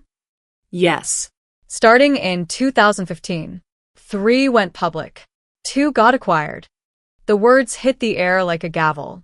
Brianna's face flushed red, the realization spreading through the room. My wealth wasn't stolen. It wasn't hidden in shadows. It was documented. Witnessed. Built in plain sight by people who had known me for decades. But he never told me, she shouted, clinging to whatever defense she had left. Why would he? Sarah's voice sliced clean through the noise. You've never cared about his life unless you wanted something from him. The truth landed hard. Even Cody shifted beside her, his posture crumbling under the weight of reality. For the first time, he saw what everyone else already knew. That's not true. Brianna's voice cracked. I've always cared about my father. When? Robert asked, stepping forward. When was the last time you called him just to ask about his health? His happiness? His plans for the future? Silence. Patricia's voice followed, cold and steady. When was the last time you invited him to your house for dinner? More silence. Tom's question cut deepest of all. When was the last time you celebrated one of his achievements without calculating what you could get from it? The room fell into a heavy stillness. Brianna's eyes darted wildly from face to face, searching for an ally. Even Cody wouldn't look at her. Her isolation was complete. You don't understand our relationship, she whispered, desperate now. No, I said quietly. We understand it perfectly. And that's the problem. 30 years of weight pressed on me. 30 years of enabling, of bending, of pretending. And then I let it go. I want you both to leave my home. And never come back. The words froze the room. Brianna stared at me, wide-eyed, as if I'd just spoken in a language she couldn't comprehend. You can't be serious. I've never been more serious. Her eyes filled with real shock this time. Dad, I'm your daughter. You're a woman who has used me for 3 decades without offering anything in return. Being my daughter doesn't entitle you to my resources, or my tolerance for disrespect. I started walking toward the foyer. Expected them to follow. They didn't. I turned back. I said leave. This is insane. Brianna's voice broke into hysteria. You're destroying our family over nothing. Nothing. Robert's voice thundered with disbelief. You called the police on your own father for hosting a dinner. You accused him of elder abuse, Patricia added, her disgust cutting sharp. You barged into his home, uninvited, and humiliated him in front of his friends, Tom finished, his voice filled with contempt. Each accusation fell like a hammer. Brianna looked frantically for a lifeline. Cody, Tell them. tell them they're wrong. He looked at her for a long, painful moment. Then at me. Brianna, we should go. Her voice shattered. You too? You're taking his side too. I'm not taking sides, he said softly. I'm facing reality. He's right. You know he's right. I moved to the front door, pulled it open. Cold December air rushed inside, sharp against my skin. I've spent 30 years enabling behavior that's hurt us both, I said. My voice was calm. Solid. I won't spend what time I have left being treated like a bank account with a pulse. Her tone shifted. Pleading now. I'll change. I promise. I'll call more. I'll show you I care. You had 30 years to change, Brianna. Tonight proved you can't. But I'm your daughter. And I'm a human being. One who deserves respect. Something you've never been able to give. She looked around the room one last time. All she found were cold stares. Shakes of heads. Her face hardened. You'll regret this. All of you will regret taking his side. Sarah rose from her seat, steady, unwavering. We already know what kind of man he is. That's why we're here. Robert moved beside me at the open door. His presence a shield. His voice final. Brianna. Leave. Now. She stormed toward the threshold, Cody trailing behind her, his shoulders heavy with shame. At the door, she turned back, her voice shaking with rage. This isn't over, Dad. I won't let you cut me out of your life. Yes, I said quietly. It is over. And you cut yourself out the moment you chose manipulation over love. I closed the door, turned the deadbolt. The sound of the lock echoed like a final chapter closing. Their car started outside. then faded into the night. With it, 30 years of exhaustion, guilt, and quiet despair finally left my home. For the first time in decades, the air in my house felt clean. Behind me, my friends, my true family, resumed their celebration, voices soft, warm, alive. I stood there in the foyer, my hand still resting on the lock. The weight I had carried for 30 years was gone. It felt like fog lifting from a valley at sunrise. When I turned back toward the living room, I saw faces looking at me with pride, with admiration. "David," Patricia said softly, "that took real courage." Tom stood. He began to clap. Slowly at first. Then one by one, the others joined. Applause filled the room. Not for wealth, not for accomplishments, but for a man who finally chose himself. "You handled that with more grace than she deserved," Linda added gently.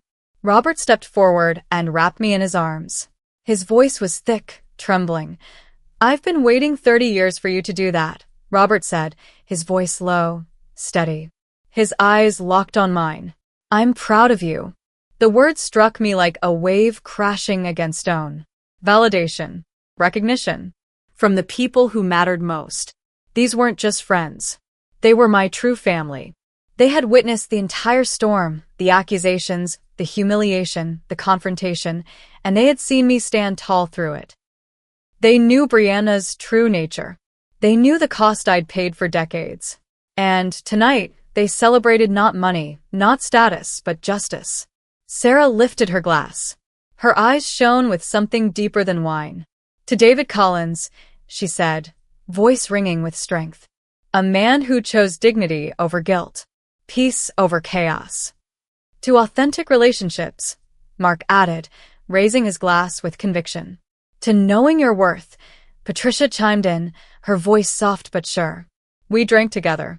And in that moment, I felt something I hadn't felt in decades, the joy of being valued simply for who I was.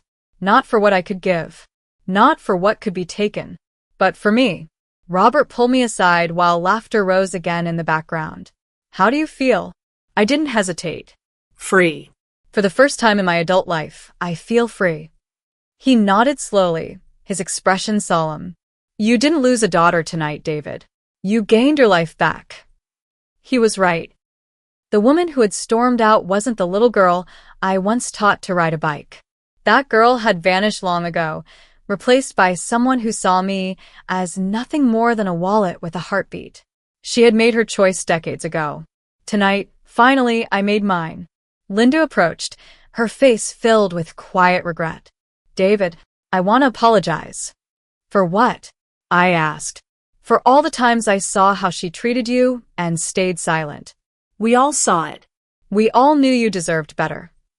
Tom stepped forward, nodding. "We should have spoken up sooner. But tonight, watching you stand your ground, that was powerful. It was beautiful." The conversation shifted, naturally, to the future. For the first time in years, the future didn't feel heavy. It felt open. "What will Christmas look like next year?" someone wondered aloud. "What about New Year's? Or your birthday?" "You should host New Year's here," Sarah suggested, smiling. "A celebration of new beginnings." The idea lit something inside me. "I'd love that," I said, surprised by how much I meant it. "All of you here, bringing in 2025 together."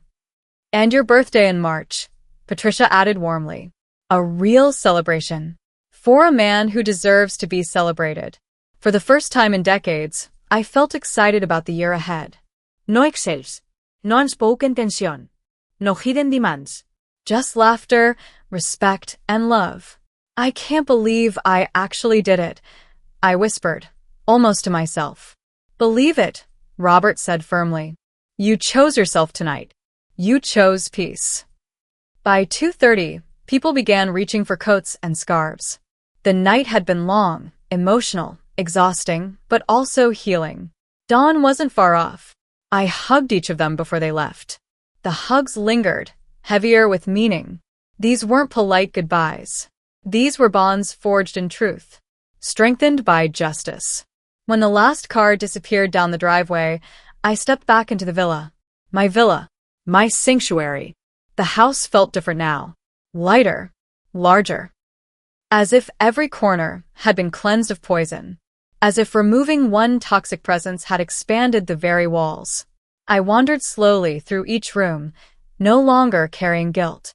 No longer burdened by manipulation or invisible strings. The silence wasn't empty. It was peaceful. In the kitchen, the same place this day had begun 18 hours earlier. I brewed a cup of coffee. Stood by the window, overlooking my garden. The landscape lights shimmered against the dark sky, like scattered stars. But for the first time, they illuminated possibility, not just property. My phone buzzed. Patricia, thank you for showing us what courage really looks like. Sweet dreams, my friend. Then Tom, your home will always be a place of love and respect. Sleep well. And Sarah, call us anytime. We're your real family now. Each message felt like a warm embrace, reassurance that I'd done the right thing. For the first time in years, I thought about my resources. My investments, the villa, the financial freedom I had built over decades, and it felt truly mine. Not something to be siphoned. Not something I had to defend. Mine. To enjoy. To share. On my terms. I thought about travel. A river cruise through Europe. Vineyards in Tuscany. A cooking class in Paris. Or maybe just creating a home filled with laughter instead of criticism. Appreciation instead of demands. Love instead of obligation. The first hints of dawn painted the eastern windows. Christmas Eve was beginning. And for the first time in 30 years, I was genuinely excited. No walking on eggshells. No anxious gift-giving to appease. No calculating how much money would be enough. Just the pure joy of celebrating with people who wanted me. My phone rang. Robert again. How are you holding up? Better than I have in decades, I said honestly. I keep waiting for guilt to hit, but it's not coming. It won't, he assured me. Guilt requires wrongdoing. And you did nothing wrong tonight. You protected your dignity. I think I'll spend Christmas Day alone, I said. Not lonely. Alone. There's a difference. There is, he agreed. And you've earned the right to peaceful solitude. After we hung up, I stepped onto the terrace. The December air was crisp, alive. The horizon glowed with sunrise. At 63 years old, I was finally beginning my authentic life. The years ahead stretched out like an open road, filled with possibility, with respect, with joy. Maybe Ireland for St. Patrick's. Maybe Australia for autumn. Maybe nowhere at all but here, in this home that was finally mine. As the sun bathed my villa in gold, I realized this wasn't just Christmas morning. This was my rebirth. I had chosen dignity over duty, peace over chaos, self-respect over obligation. And for the first time, I felt like I'd come home to myself. The best gift I had ever given was the one I gave tonight. The courage to demand the respect I had spent 63 years earning. Christmas had finally come home.